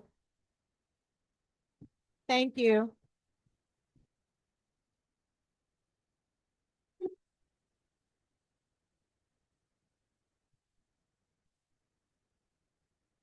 My name is Ihab Mukati, Ihabmikati. I'm a naturalized immigrant. I'm married to a non-citizen immigrant. Instead of the wedding we'd imagined, we rushed to marry a week after our engagement in fear of the out-of-control tactics of ICE and border control allowed to run wild in our city. The only ones who made us feel safe during that time were not the Chicago police, but our community and rapid responders of regular, ordinary citizens of Chicago.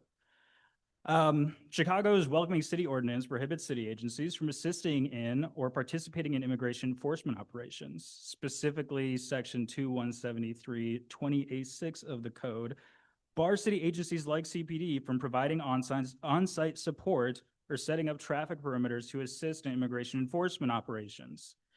As we heard earlier, 3 weeks ago, near my home uptown on Sheridan Road in Edgewater, Block Club Chicago published photographic evidence of a violation of Section A6 when a crew of Chicago police cars stop traffic on Sheridan Road and pull over a driver who was following a caravan of Border Patrol agents.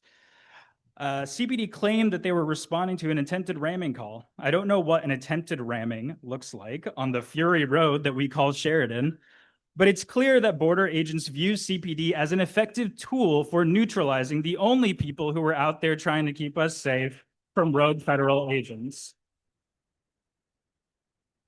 We've heard the story that CPD are there to keep us safe, not to help ICE operations go off smoothly.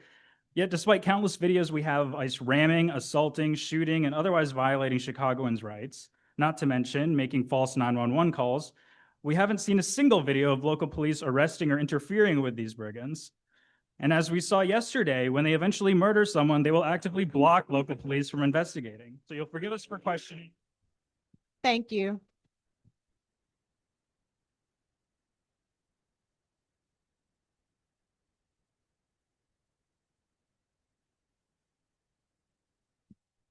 Noreen McNulty. Hello, I'm Noreen McNulty, NOREENMCNULTY. I'm from Little Village also, and I was there on October 23rd when Bovino and his goons came to Little Village. I watched CPD not only collaborate with ICE, I saw the 10 people jump on one woman. I saw them chasing young people. They pepper sprayed, they also, well, what Bovino and his crew, etc. I want to concede the rest of my time though to Jasmine. And I would love to have the time that I didn't get to use added back to my time if possible. I want to give a shout out to Anthony and Aaron. I do respect y'all. I'm very frustrated with the way that some of these counselors are handling themselves. Commissioners are handling themselves. But that aside, I would like to read the speech that I came here to read because this collaboration with CPD and ICE is disgusting. It needs to end yesterday, if not right now, immediately over. So during Operation Midway Blitz, I was involved in Migro watching in my neighborhood, Little Village. I personally witnessed CPD cooperate with ICE on one occasion, and that is the occasion on October 23rd. At 10 a.m., I joined a crowd behind the discount mall, confronting ICE agents and Bovino himself, who needs to be arrested, near 27th and Albany. ICE agents deployed tear gas and shot tear gas bullets into the crowd. There were about 50 people right across from 20 ICE agents who were in complete tactical gear, all armed. And that's when I noticed CPD arriving on the scene. By this point, the crowd had moved east to 27th and Troy. CPD agents stood in between ICE and community members, attempting to hold back the crowd and allow ICE to get away.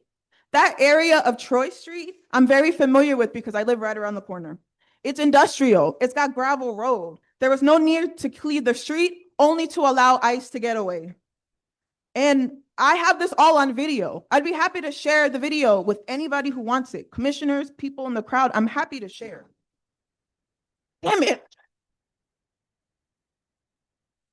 Well, one officer stated to let them get out of here.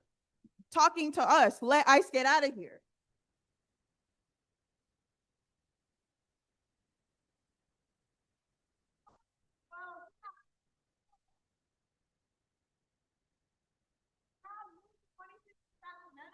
And I witnessed more collaboration. I witnessed CPD forcing people on the sidewalk. And I saw how that allowed ICE to get away and kidnap somebody's mother, somebody's loved one. And then I witnessed CPD arresting a woman who seemingly did nothing at all but stand there. And that's disgusting. And you all are part of this system. You are an accountability body. We drafted this ordinance because we wanted y'all to be open to accountability. And this is disgusting and this is disappointing. And finally, there are going to be 3 vacancies for commissioners. Let's get fucking ready. Thank you. Our next 3 speakers are Grace Patino, Will Oldham, Nicholas Hernandez.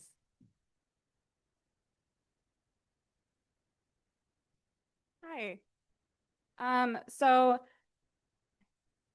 you.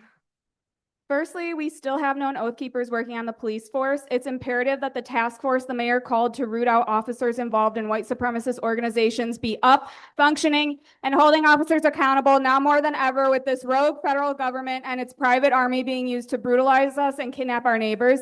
And I implore the commission who sits on that task force to push this work forward. Secondly, CPD has secured scenes and blocked traffic for ICE while federal agents kidnap Chicagoans, like, for example, on November 8th at Sawyer and 23rd to 26th Street, where CPD lined up to create a corridor to facilitate ICE carrying out a kidnapping. I implore the commission to investigate what, if any, further written directives, internal memos, or internal guidance exist defining CPD's non-collaboration with ICE and make it public? What does collaboration and assistance really mean on the ground? Has CPD gotten heads up from the Fed before action? For example, when they raided the apartment building on South Shore. Are officers being trained on this guidance? Who is watching over this to ensure this collusion is not happening behind closed doors? How can we trust this process currently in place with oath keepers on the force? I ask the Commission to write more specific policy around CPD's non-collaboration with ICE and to make any private records regarding collaboration and trainings public. Without this clarity and transparency, how does CPD know when it's following protocol and upholding our welcoming city ordinance? How does the city hold its officers colluding with ICE accountable? We do not have time for months and months of community listening sessions that result in ultimately a failure to carry out what the community is asking of you. We rose to the occasion when hundreds of ICE agents stormed our city, but we need you to do your part too now. We're at a point in history where each one of us, but particularly those in government, are going to be remembered for what we did and what we did not do during this period. How are you going to be remembered? I urge this commission to use their power now while they still have it. Thank you.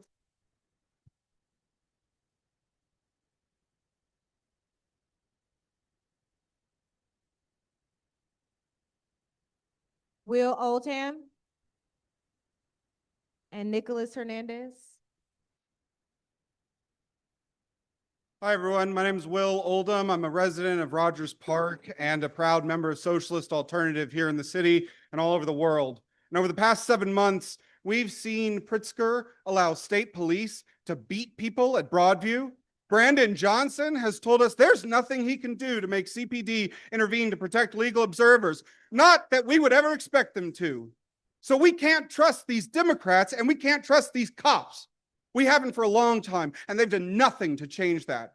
The work of rapid response organizers in this city has been absolutely heroic.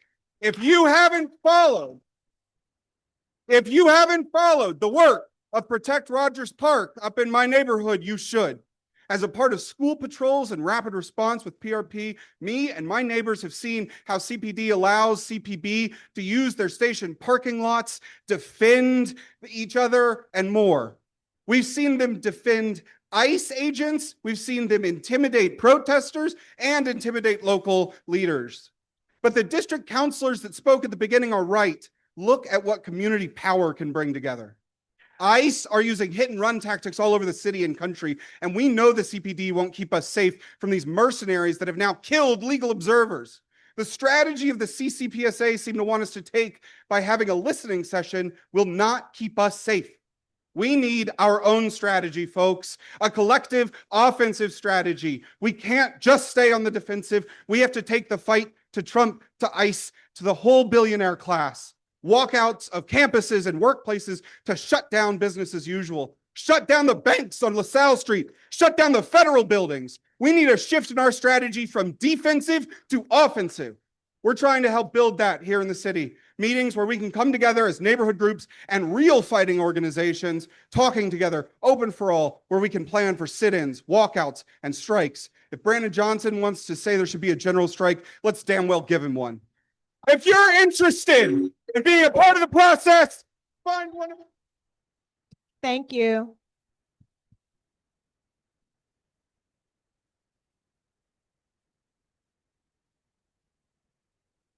Buenas noches. Este mensaje es para la comunidad, no para ellos. Vecinos van a proteger a sus vecinos. En este momento no podemos depender en la policía o en verdad en estas personas que están acá arriba. Perdón, pero es la verdad. Tenemos 3 años de tonterías todavía con el burro que está en el White House. I don't know where the camera's at, but for Donald Trump, fuck you. I gotta say that, I'm sorry, but y'all need to do a little bit more. I sent out an email to your inspector office. I haven't heard back since November 5th. You ask us to trust the police. Trust has to be earned. If I don't see Bovino getting arrested the next time he's in town, why am I going to help out the police? Why should any undocumented person help their neighbor out? And this is for anybody that has documents that says, this is not my fight. If you're a victim of a crime and an undocumented person witnessed that crime, why the fuck would they stand up to even be a witness to your crime and help you? I had to witness people die on my block. I can't go to the police because I can't force the documented people to fight for me because I don't want to endanger them. I need y'all to do your job. Even if there are good cops still around, they need to be able to report their coworkers because we have 3 years of this. What are we going to do between March and November once the winter's gone? Do your jobs. Why are you guys depending on just citizens with whistles? We're paying our tax money. You have a gun to your hip, a badge. I was already told, oh, you're not in the police officer's shoes to know what we do. Well, I had to witness someone die. I had to provide first aid to somebody. What, with a whistle? With a freaking tampon? With my own hand to make sure they don't bleed out? I'm on disability retirement. I'd rather be at home. What's more? Fuck Donald Trump. Chinga la migra. Thank you. Our next 3 speakers are Megan Christopher, Chris Gentry, and Colin Cover-Riley.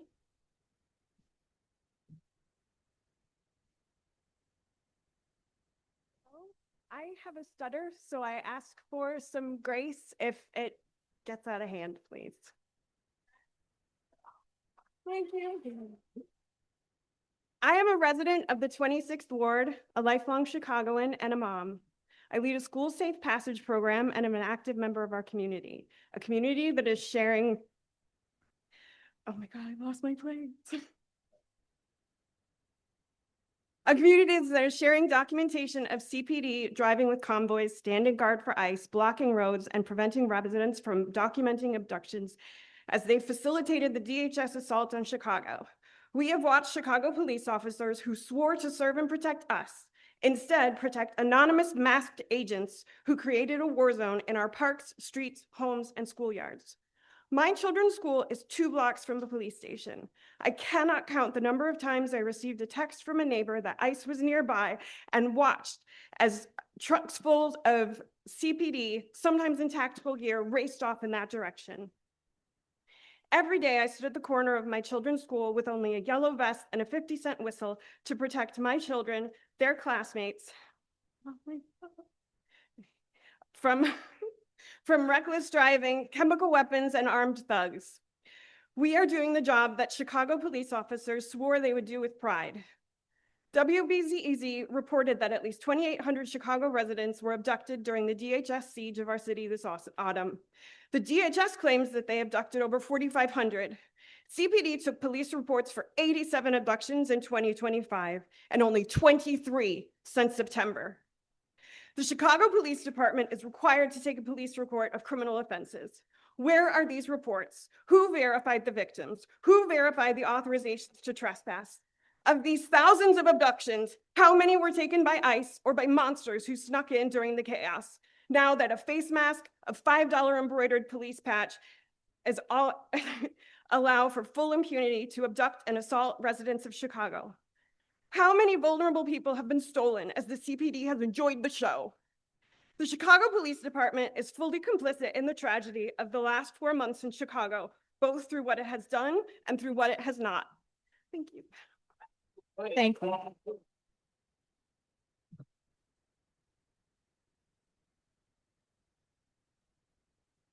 Hello, everyone. My name is Chris Gentry. I'm both an organizer with Common Defense in Puno and Pilsen. I'm here today to talk about a specific incident, but also a broader situation. The stuff that happened yesterday in Minneapolis has hit really home with me. I'm a veteran. I served in combat, right? And on October the 25th, down in Little Village, when responding as part of a rapid responder situation behind the 23rd behind Discount Mall, after the tear gas situation happened, after CPD had cleared the way for ICE to leave and go kidnap more neighbors, as they were leaving, and we were protesting, the ICE agents in front of a police officer, 6 inches from him, rolled his window down, put his handgun toward my head and said, "Bang, you're dead." He did that 6 inches from a police officer who, when I turned to that officer and said, "What are you gonna do?" He said, "I'm not gonna do anything. They're a Fed." Right? They chose in that moment to do shit. That exact moment, we then went from there out to 26th Street, where overwhelmingly, again, as protesters were happening, the police continued to defend the position the entire time.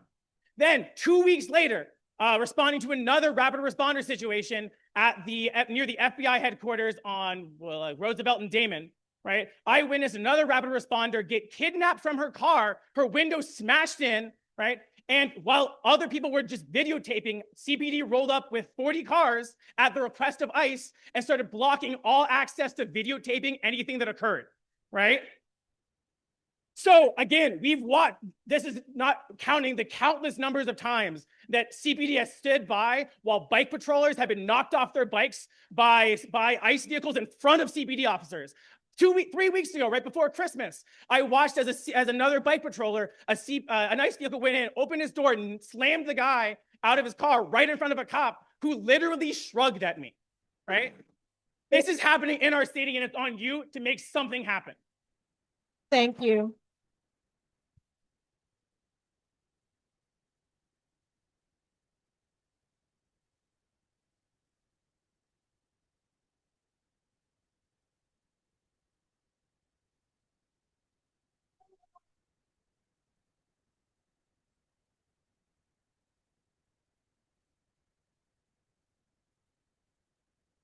You called Colin Kovarik? Okay, my name's Colin Kovarik, also a resident of Rogers Park. Name Colin Kovarik. I'm not going to take up too much of your time, but I'll finish our statement. If you're interested in being a part of the process to build a collective offensive strategy in this city and beyond, if you want to work with us as an individual or organization to beat back ICE and keep our neighbors safe, find one of us with a clipboard at our table inside or at our table outside. And I cede the rest of my time to the next speaker. Si se puede.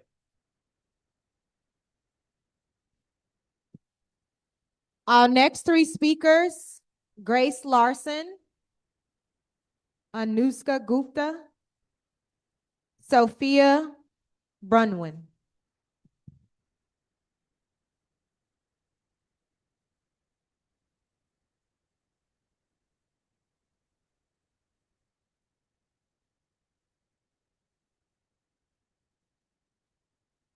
Hi, we at Parks for All just came to highlight that camera and highlight that any form of surveillance of that sort is collaboration with ICE. CPD knows this. They use this as a way to give them information. And I'm also going to cede my time. So the next person gets a lot.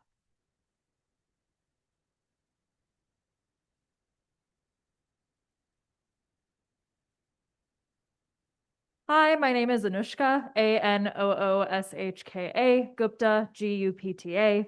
I'm an Edgewater resident in the 48th Ward with my alderperson here.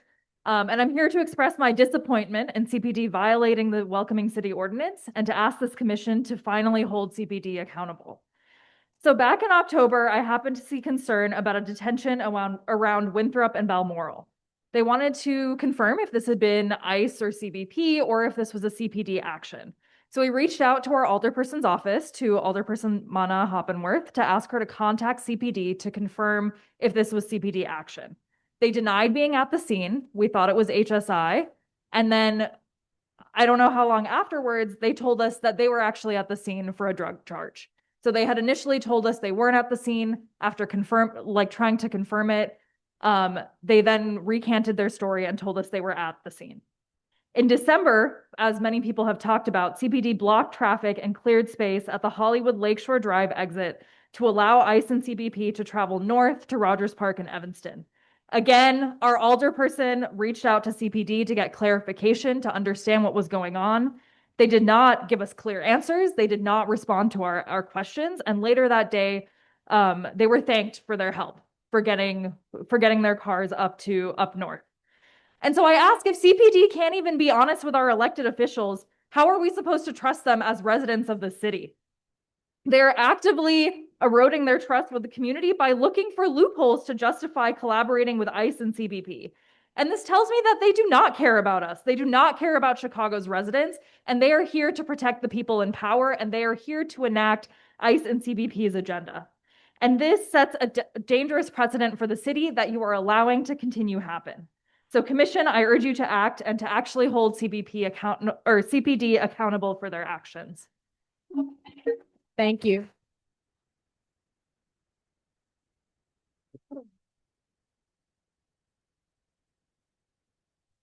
Hello, my name is Sophia Brunwyn, Sofia-Brun. I am a teacher and an artist in Chicago. I was also there in Little Village on November 8th, as other people have said, on 23rd and Sawyer, and I witnessed the perimeter that CPD set up to aid ICE action. And I also witnessed their confusion and their inability to even understand what they were doing themselves. I've looked at lines of police officers many times, and I've looked them in the eyes like I'm looking you in the eyes now, and I've asked them, why are you doing this? And the only thing that they can use to justify is that they're following orders. And we've heard that before in history, poignantly. I've also worked as a teacher to children who recently arrived to this country.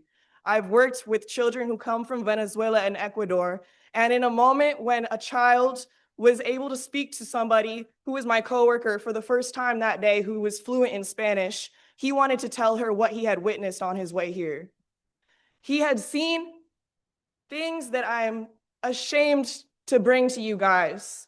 He had seen people staked to trees on his way over. This is an 8-year-old that I was talking to. There's a journey that's wrought with violence for people who are just trying to create ability for their children to live. And then they come here, and now you're being chased like you're a monster. Imagine going to school. Your mom is not sure if she can take you to school because she might get kidnapped, where agents know vulnerable people are going to be. So we obviously look at each other as the power. In this room, I know that there are people who are on the Board of Education. I know that there are community leaders who provide food and clothing at no charge through the Humboldt Park Solidarity Network, who we heard speak recently. Viva Casa Hernandez. So the power that we're looking for is in ourselves, but put money into mental health in these schools because the kids are not going to be well adjusted. Thank you.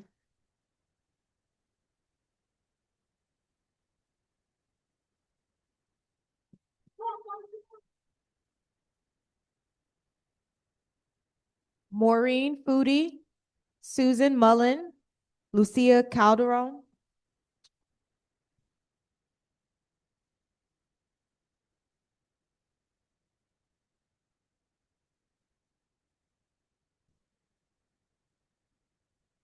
All right, 2 minutes starting now. My name is Maureen. I'm one of the 120 American citizens that was assaulted and arrested by federal agents this fall. I'm proud of that. There were 2 instances where I saw clear coordination and assistance being offered by the CPD to federal agents while occupying our streets. The first incident many have talked about, November 8th, 2025 at Sawyer between Cermak and 23rd Street. Agents were traveling in a caravan. Agents were traveling in a caravan that was being legally documented by citizens of the area. There were several dozens of CPD squad cars and vehicles on the scenes to help with feds crowd control. People were rightfully angry about this continued presence of the masked men, but were overall very peaceful. I personally witnessed several CPD officers escalate tensions at the scene by pushing, shoving, ridiculing, and threatening to arrest people who were clearly just outside from their houses wearing pajamas. That day, federal agents claimed they were doing voluntary knock and talks. Fucking right. All while their chopper was overhead to obtain footage for flashy social media posts bragging about what we Chicagoans have been subjected to. The CPD formed a massive line on the north side of Sawyer, prohibiting many of the crowd from witnessing these knock and talk harassments, even legal observers who were specifically requesting to watch the scene. Some along the line of CPD officers were clearly upset, even crying in their uniforms, which many of the crowd pointed out that they knew their actions to be wrong, that they knew they should be standing side by side with us or against the feds. My second experience in CPD assist with the federal government was just a few weeks ago on December 16th, once again at Little Village, when I arrived at a holiday food giveaway. Feds were there. They don't deserve a free turkey. Now, at 27th and Ridgeway, CPD officers arrived on the scene and were immediately aggressive and confrontational. We cannot have two standards of the law being applied to us. If I were to drive on the sidewalk, I would be arrested. They should arrest the Fed.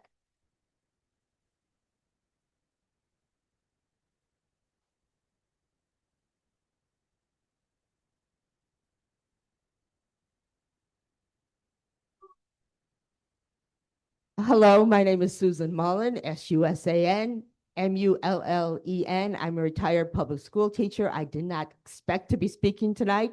I did not expect when I retired that I would be tear gassed, that I would witness these very same things. I was at the discount mall. I was at 24th and Sawyer. But what I'm really afraid of, and I have video, did I send it to the police? No, I do not trust the police.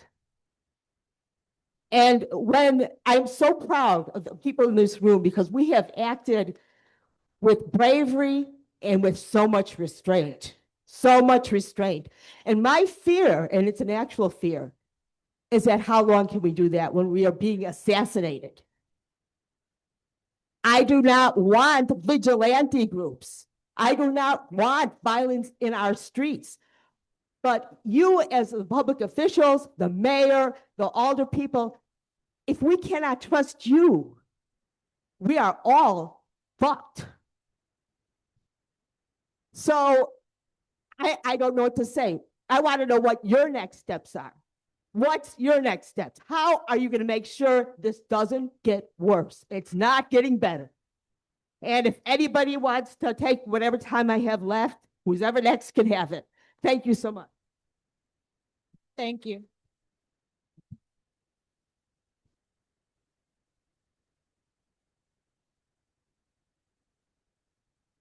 Good evening, everyone. My name is Lucia Calderon, LUCIA. I am also a lifelong resident of Chicago, a mother, and also a city employee. And so I'd like to start off by saying and sharing to remind everybody of the 13th Amendment. And with that 13th Amendment said it was a formally abolishing slavery and involuntary servitude, except as a punishment for a crime after conviction. We cannot reform a system that was always meant to oppress us. That cannot happen. And we cannot expect to just hold this commission accountable for something that is not meant to be in their hands. It was put for a power for all of us, but at the same time, our experience has not been that. And so in my experience, in multiple instances, on my first time when Midway Blitz began in September, on my way to work, we received different notifications that ICE was in the area. Upon my arrival, we watched ICE leave the area after kidnapping a man who was on his way to work a block away.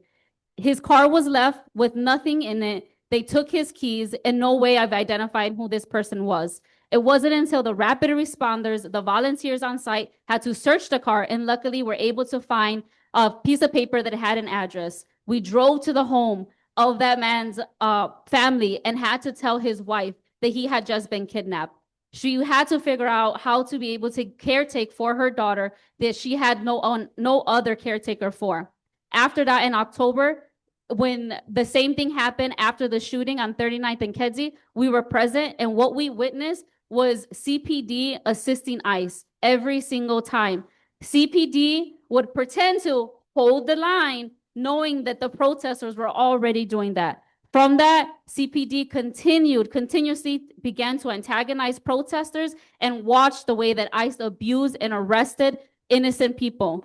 They tear gas folks, and we want to be able to say we need to hold.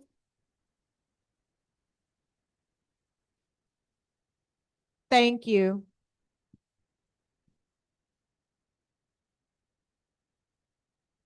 The next three speakers are April Guevara Espinoza, Andrea Dantes, Sully Peterson Quinn.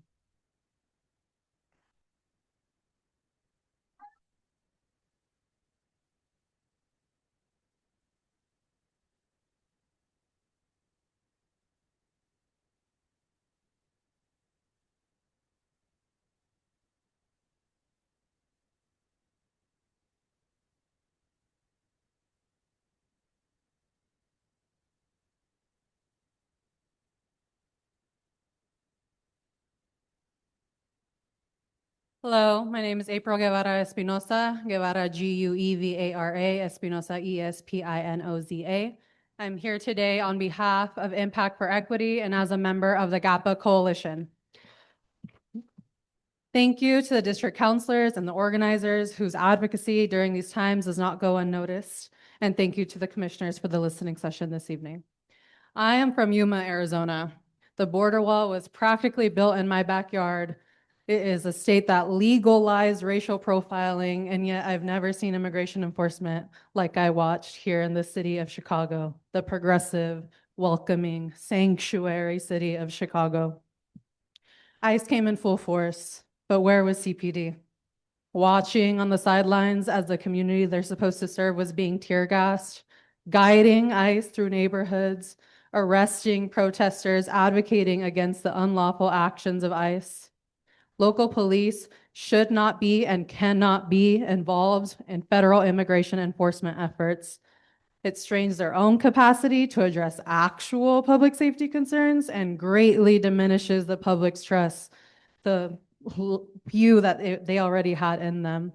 After today's comments, today, the GAPA Coalition urges the commission to call for an investigation into CPD's compliance, their action and their inaction. Whether it be COPA or the Inspector General, the investigation should be by the body who can ensure transparency and accountability. We do not want the police investigating themselves. The BIA should not be investigating alleged welcoming city ordinance violations. If there are other systemic issues in this investigation process, then we urge the commission to use their policymaking powers to fix those issues as well. This fight is long from over. CPD cannot be complicit and cannot continue to stand on the sidelines as the community is brutalized. Thank you.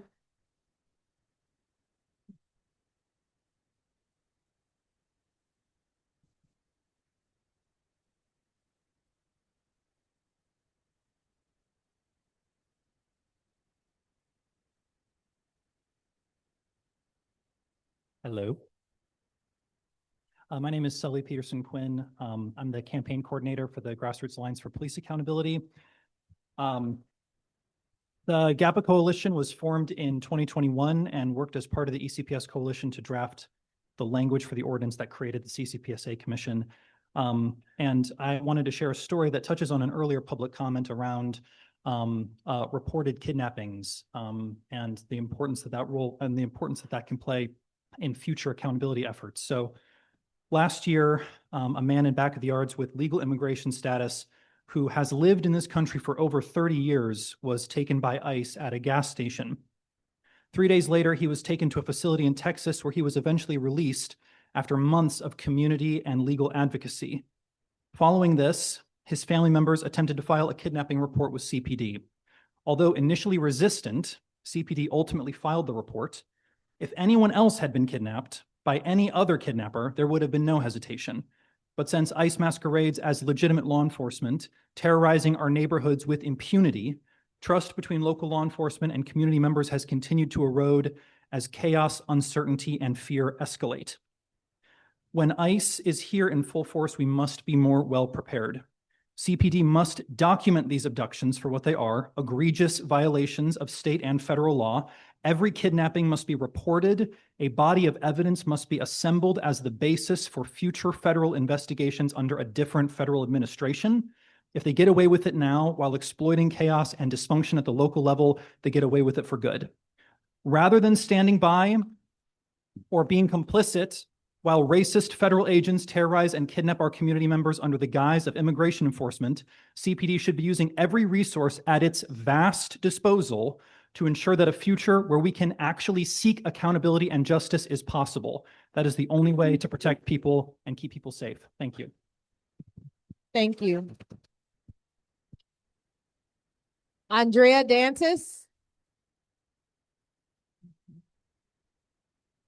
Our next speakers are Jose Guerra, Antonio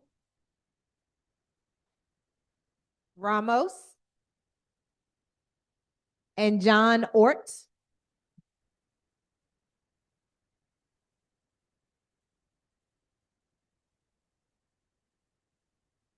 Jose Luis Guerra. I'm going to give my time to her. Thank you.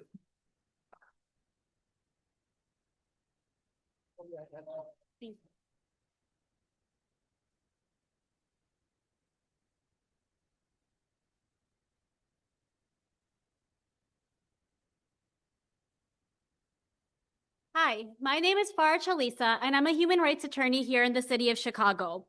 I'm here on behalf of two parties. The first is a client of mine. On December 22nd, 2025, my client, a US citizen, was engaged in lawful community monitoring when she was observing ICE activity, documenting it, and alerting neighbors, which is all conduct that is constitutionally protected and is necessary precisely because the communities cannot depend on the police to protect them.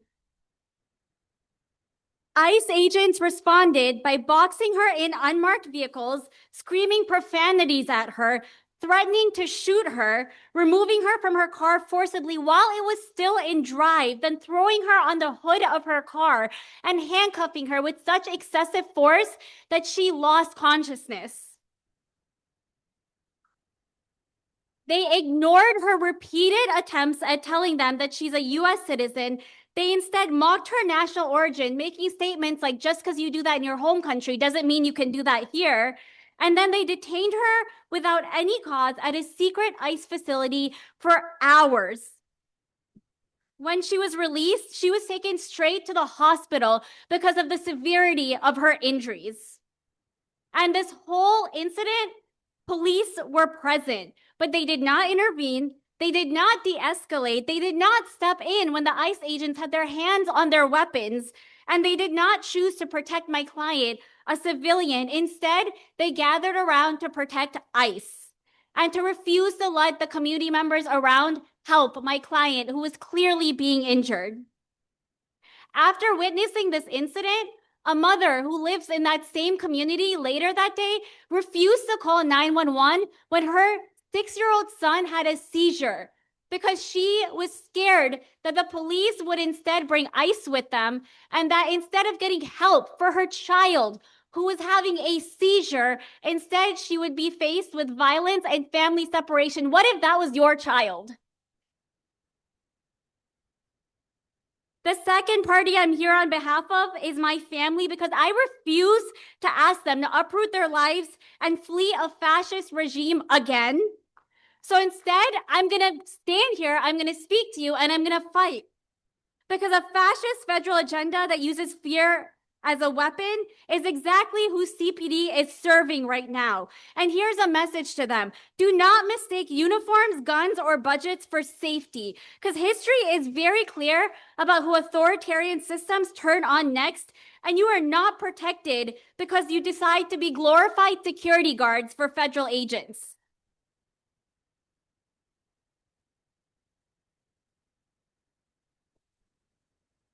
Immigrants in this country carry grit, they carry conviction, and we carry moral clarity. We have seen this playbook of authoritarian regimes burn nations before, and we have seen what it means to resist. These acts of terror by federal agents will not, in fact, scare us into submission. We have legal rights. And it's time for us to be on the offense. We are not afraid to use those legal rights against these federal agents and against police officers who decide to support them on their agenda of terror and state violence. To everyone here, you have rights. You have legal options. If you are abused by ICE, ask about your legal options because I'm ready for us to be on the offense. Do not let the government convince you that your only option is to submit. Thank you. Thank you.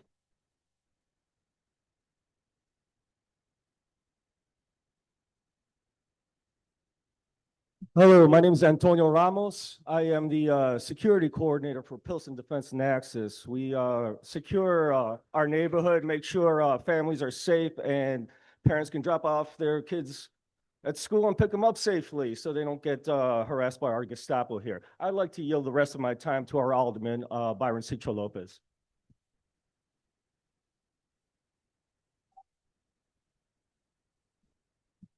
Thank you. And I'll be briefly, I think a lot of people already have said what needs to be said, but I'll tell you the power of the people. I heard some comments about what happened, what transpired in 23rd and Sawyer. The 11-year-old child did not get kidnapped by these mercenaries because of the power of the people. The police department, the 10th district, the shame of that district that brutalized the people who were trying to protect that child. We got people, neighbors protecting the child on the fence with their bodies. And what police did? Arrested 3 people. One of them with autism. And on top of that, he's still facing charges. So I demand the last thing that we wanted to make sure, and I don't mind, that we can have this conversation. But when there's rumors, and when you see the rumors, there's no movement. And when there's no movement, there's no rumors. It's clear. You're with the fascists or we're with the people. And I tell you, this moment requires courage. That child is with us because of the people. And we got a demand from Governor Pritzker, who has a lot of rumors here. That's who are you hearing from? Zionists. These are the people dividing us. So also free Palestine as well. Thank you.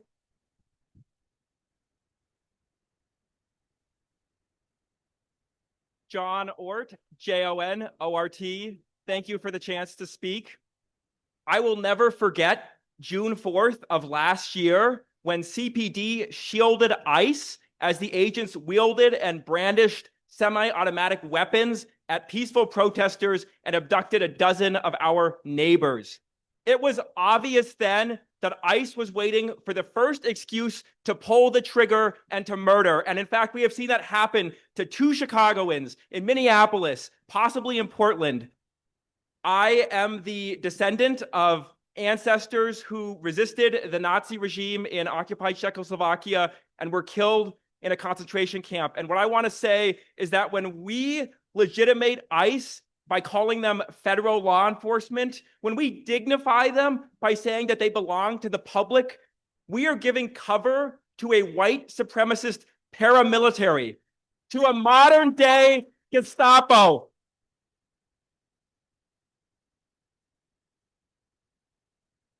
I want to close by beseeching you as the commissioners, by imploring you, by begging you to believe in and to defend your own mandate. This is a 5-alarm fire. What does it say about how late the proverbial hour has become when you have to begin your own meeting by warning us that ICE could come here, that they could seek to arrest us, that they could seek to arrest you? I'm begging you, this is all hands on deck. We need you to believe in your mandate, to fight like hell for your mandate, to believe in the accountability that I know brought you into office, never to give up, not to acquiesce, not to compromise, instead to say that this is a time for you to give it all to this mission that you believe in. Thank you. Thank you. Keith Judge, Anna Shabrowski, Jordan Netgen,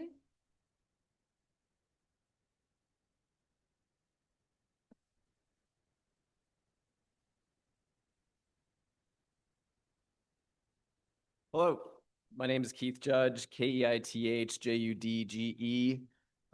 My family has lived here since 1880. My mother is an immigrant from Germany and a naturalized citizen. If the question is, have police across Illinois participated, supported, or assisted in any capacity with immigration agents' enforcement operations, the answer is unequivocal and resounding. Yes, it's well documented and proof can be found with a simple search using your web browser. You don't need to be Dick Tracy to get to the bottom of this. It's as apparent as video evidence from multiple vantage points of Jonathan Ross shooting Renee Nicole Good in the head in broad daylight as she attempted to flee ICE in the streets of Minneapolis. Jim Daly and Southside Weekly obtained evidence to this effect by way of an FOIA requests showing that calls for assistance prompted more than a dozen CPD units and several high-ranking officers to respond to a facility at 2245 South Michigan on June 6th of last year. Caroline Kobzanski also reported for the Chicago Tribune that Chicago police assisted ICE en route to Evanston on December 17th, 2025. Chicago police officers could describe to you how it feels to swallow tear gas while establishing a security or traffic perimeter around ICE operations. On the same day, Marimar Martinez was shot several times. These perimeters are ostensibly to protect the public who are being abducted by heavily armed, unidentifiable masked men. It seems apparent to those with eyes that see and ears that hear that CPD and police across Illinois generally have repeatedly violated the Trust Act, but this doesn't appear to include the majority of our elected officials. In my opinion, a better question for us to ask ourselves is, if police continue to violate the Trust Act at the direction of those who wrote and voted for it, while we are being terrorized with the expectation of remaining peaceful or facing criminal charges for defending ourselves, while those who attack us are allowed to act with impunity, are we not prisoners in our own cities, neighborhoods, homes? Thank you.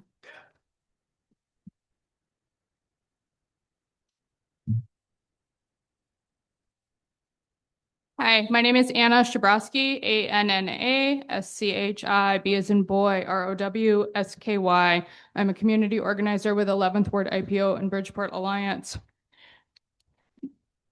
We have armed thugs who are paid with our tax dollars to terrorize our communities, to kill our community members, children, teens, grandmothers in our communities. And now on top of that, we have ICE in our community as well. CPD answers to Mayor Brandon Johnson, and Mayor Brandon Johnson does not care about Latino people. He tried to house Latino people in tents in the winter, unpolluted industrial land. He approved Sims metal permits and Damon Silos demolition, bringing pollution to Latino communities. And he did not act on the threat of ICE until they raided an apartment building with Black residents. We call on you, the commission, to do what the mayor will not do and bring CPD to heel. On October 23rd, 2025, social media and news showed CPD blocking the community from demanding answers when ICE used chemical weapons in Little Village. CPD officers arrived at the scene at 10:15 a.m. after getting 911 calls for assistance, including from federal agents, according to the CPD themselves. On December 17th, on social media, we saw posts that CPD had stopped drivers who were observing ICE and refused to let those drivers continue into Evanston, and the Evanston police also collaborated with ICE and blocked drivers on the Evanston side. Border Patrol Chief Greg Bavino's account thanked Chicago and Evanston police departments. I've been fortunate that I have not been on the front lines of rapid response or having ICE directly near my home when I was at home. So I've been seeing these things on social media. I've been seeing these in group chats. I've been seeing these from our lovely local media. These are freely available for you. Thank you.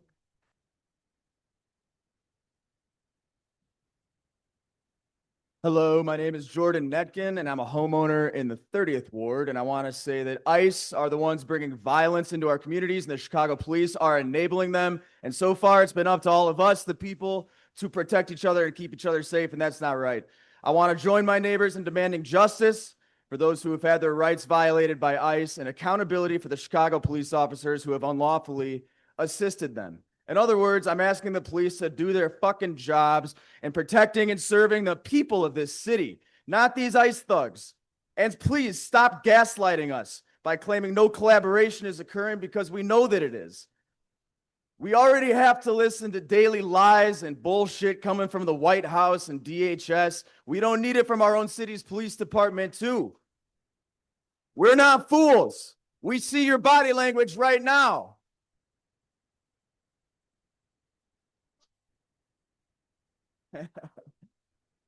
We need Chicago Police Department to uphold the law and hold these ICE, Gestapo, January 6 rioters, Proud Boy thugs accountable. ICE, DHS, and the Trump regime have this attitude like they can do whatever they want and get away with it. I want Chicago Police Department to, again, do their jobs and send a message to these lawless thugs and the federal government that that attitude won't fly here in Chicago. I fully support the demands laid out by the commission. Arrest ICE officers for traffic violations. Arrest Greg Bovino for his use of chemical weapons, and discipline officers who have unlawfully assisted ICE in Chicago in CBP. Additionally, I am calling on Chicago Police Department to clearly document and publicly report all interactions with ICE and CBP, require regular officer trainings on these legal limits, and ensure that there are real consequences when violations occur. I stand with my immigrant neighbors, and I always will. Thank you. Thank you. Our next three speakers are Claudette Smith, Jeff Tischauser, and Shella Garcia. Claudette Smith is our next speaker.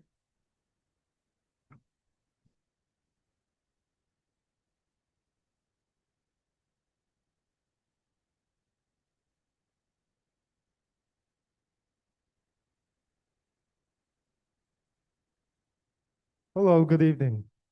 We're in the predicament that we're in right now because of Please say your refusals- name for the record. My name is Claudette Smith. Now, we're in the predicament that we're in right now because of refusals to address ableist, gendered, anti-Blackness.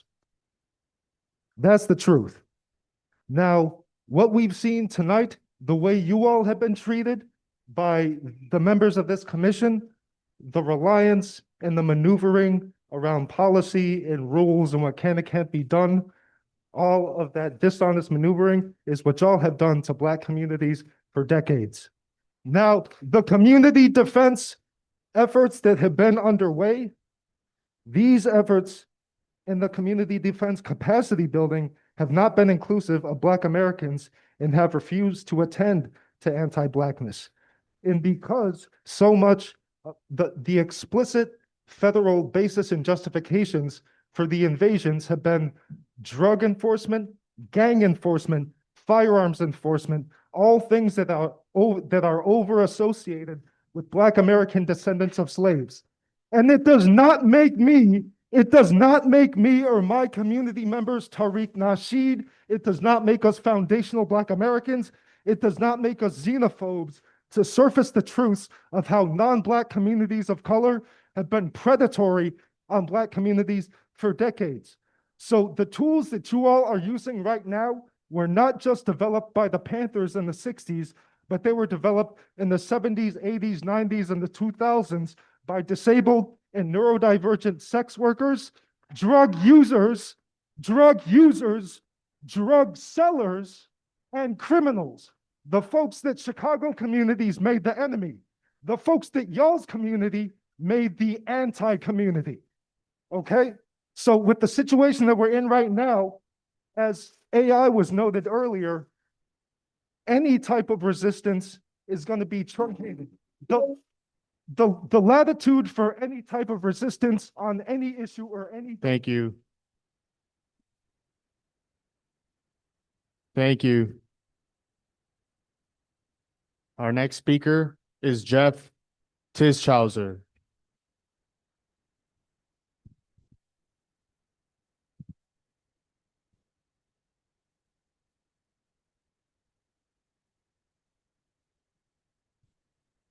Thank you.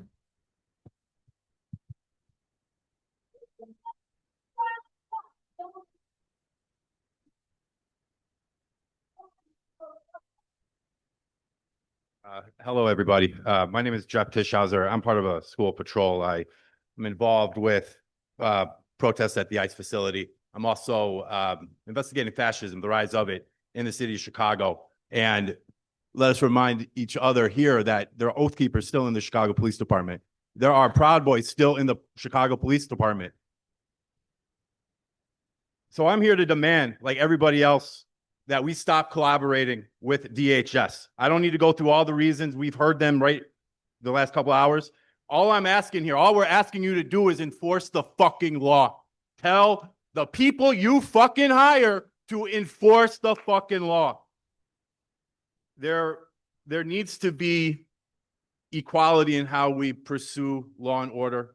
There is traffic violations going on throughout our city because of DHS. We have Greg Bovino, little Greg Bovino, violating Judge Ellis's protective order every single time he steps into Chicago. Enforce the order. And where are the cops at? Are they still over there? Yo, I got tear gassed with y'all. They're tear gassing y'all too. Bullets don't see your badge either, right? So DHS, they don't care about anybody in this room. DHS, they don't care about the communities that we live in. It says on CPD squad cars, protect and serve. Who are we protecting? Who are y'all serving when we don't enforce laws against DHS committing crimes against us? So, yo, that's all I got to say. I want to say thank you. Thank you for everybody getting those signatures. This is an important first step. This is not over. Thank you for the alders who showed up. And that's all I got to say. Thank you. Thank you. Rochella Garcia.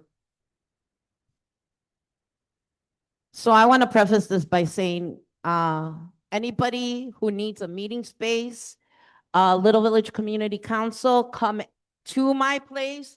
We could help you and accommodate to plan to get this, work on this to get this done. Sorry. What's up, Anthony?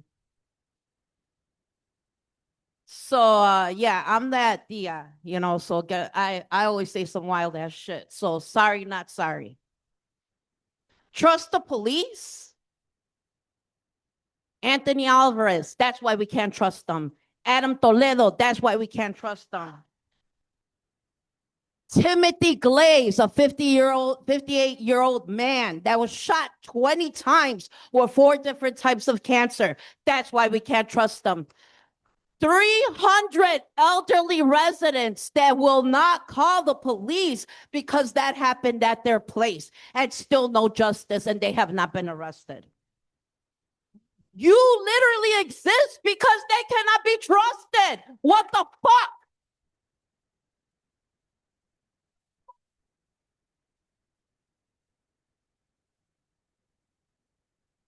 On Sawyer, they proved who they protect. They faced us and they protected them. Okay? I wake up now to go to work when I want to provide peace and love to my community. Packing a gas mask, another change of clothes. Because if I get tear gas, I got to change. I'm ready to get naked in the middle of the street so that shit doesn't fucking happen to me. And now that Renee Nicole Good was killed, I have to literally talk to my kids about what would happen if that happens to me. Who is going to get justice for us?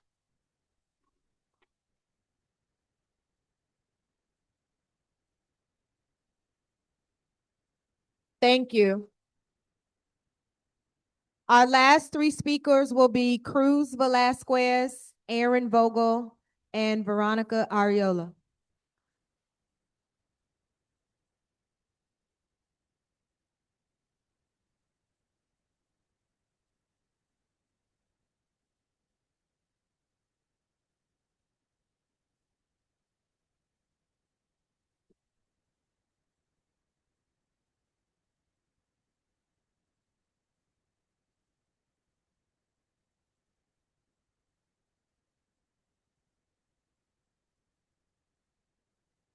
Aaron Vogel? Maybe not.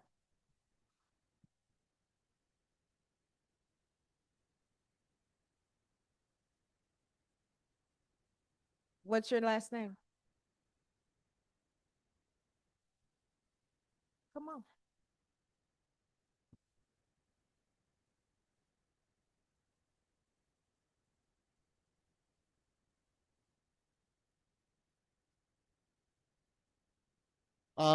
Yeah, so first of all, I want you guys to know I was on the front lines of a lot of the stuff that's happening, specifically in Little Village. I know a lot of the rhetoric is going around talking about Gestapo, Nazi. I understand the intended effect. I think something better, different lens to look through it is We are similar to what people in Jim Crow, Alabama had to face in all these southern states, right? You have a police force that is acting within what they believe is correct, right? And so here in Little Village over the last couple months, I went out to de-escalate the aggressive and confrontational political theater, canvassing the neighborhood. The statement that Chicago is a sanctuary city protecting all of its residents is becoming harder to reconcile with what I've seen over the past few months. I've been able to speak with CPD officers at the scene where I was at, as well as other officers within the network, and it is who weren't on the scene, is third parties who are part of this network. And it is clear that even within CPD, the conversation around CPD's lack of responsibility and accountability around ICE activity is necessary. Chicagoans more than ever have leaned on the faithfulness that their neighbors will love on them. And asking Chicagoans to lean on CPD to be true to the Safe City Ordinance is asking a community to put faith in people who have been proven to be unfaithful. This day of the Discount Mall, a pattern was evident. ICE wanted chaos. ICE wanted to stay as long as possible. I saw an officer there and I said, hey, you need to get back up here quickly. If you don't want this to escalate, we see this pattern. They're finding excuses to stay. He dismissed me. Later on that, about 30 minutes later, tear gas was administered, right? Everyone has talked about that. And so now after the whole chaos has happened, you see CPD come in and they kind of help and aid in a speedy exit. This is a similar pattern that we saw on Ridgeway and 27th not too long ago. This pattern is conveying to us, right, that once the terror is over, once ICE is done with what they're done, once they feel overwhelmed by community members and they desperately need to flee, CPD will navigate this. And I know that they negate this pattern and saying this doesn't make us collaborators, but it definitely appears, at the very least, if I'm giving them the benefit of the doubt, it appears like a silent partner. On with this. I know I talked to the 10th District Commander and he told me that there are definitely all these different rules of engagement. There's definitely all these different lines that you guys have to abide by. But I will say, if this Safe City Ordinance is going to work, it's got to be a two-way street. If we're not allowed to call on them to arrest, they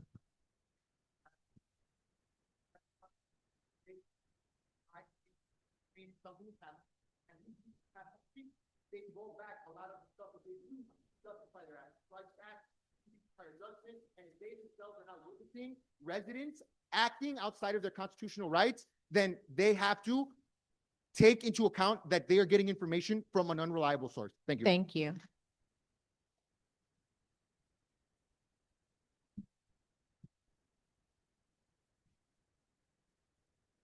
Hi, good evening. My name's Erin Vogel. I am a district counselor from the 9th District. Thanks. First, I just want to thank everybody here who's been part of rapid response networks, mutual aid networks. You all are doing the real heroic work. So thank you for showing up and for what you have done. Commissioners, we are calling on you to hold a robust investigation and hearing that aligns with what was demanded in the letter that over half of district counselors signed. This is the bare minimum of what you can do. A presentation on CPD's special order on immigration is not sufficient, and you have a unique opportunity here to lead a meaningful investigation. I hope that you rise to the occasion. In my district, a woman was shot 5 times, and she has received no justice. I heard from community members who were doing ICE watches at schools who said they were taunted by CPD officers. Neighbors who were doing rapid response work said that CPD vehicles would purposely slow roll in front of them. And in one instance, I both heard and have video of a police vehicle blocking the intersection to thwart the efforts of rapid responders following ICE. We've seen instances of CPD forming barriers around masked people kidnapping our neighbors, terrorizing them with trauma that will last well beyond these years. We've seen CPD officers escalating situations and exacerbating tension between community and feds. This demands investigation with accountability. I look forward to attending a well-thought-out and well-planned hearing in February. It is clear to me that the phrase, we keep us safe, rings true. Thank you. Thank you.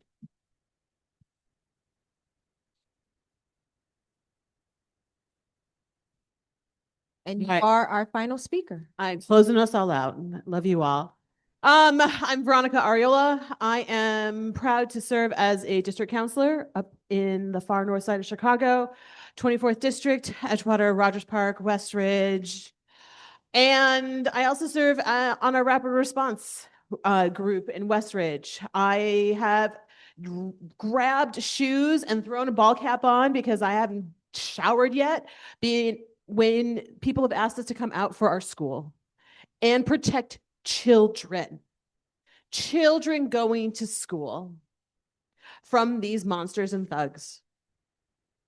When I took this position, when I earned the vote of the district to run and to serve in this position, I'm sort of, I'm like in my head. When I took this role, when I was elected to this role, I spent a lot of my first year talking to cops, to our commander. It was 3 commanders ago, other cops. And they're just like, why? Why do people don't respect us? I'm just walking around down the street and someone gives me the finger and tells me to fuck off. And I'm like, well, let's see. Maybe it took 50 years of grassroots work in the community to get this position and this commission created. 50 years of the police harming us, killing us, and wasting millions, hundreds of millions of our tax dollars every year because they don't know how to follow the fucking rules. And now you want us to trust you when you are standing guard for the bullies who are kidnapping and harming our community, zip tying kids in the middle of fucking night? You want us to trust you? You have ruined any chance of trust. Who's the first person to speak tonight should have been the superintendent. Should have been Superintendent Slally saying that he wants to hold his force accountable. But he's not here. He needs to resign in some. Thank you.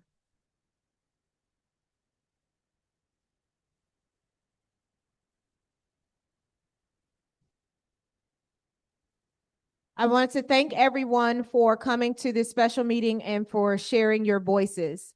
Please join us at the commission's regular meeting on January 29th at Malcolm X College, 1900 West Jackson Boulevard at 6:30. To connect with the commission via social media, you can find us at Facebook, Instagram, Twitter, and YouTube.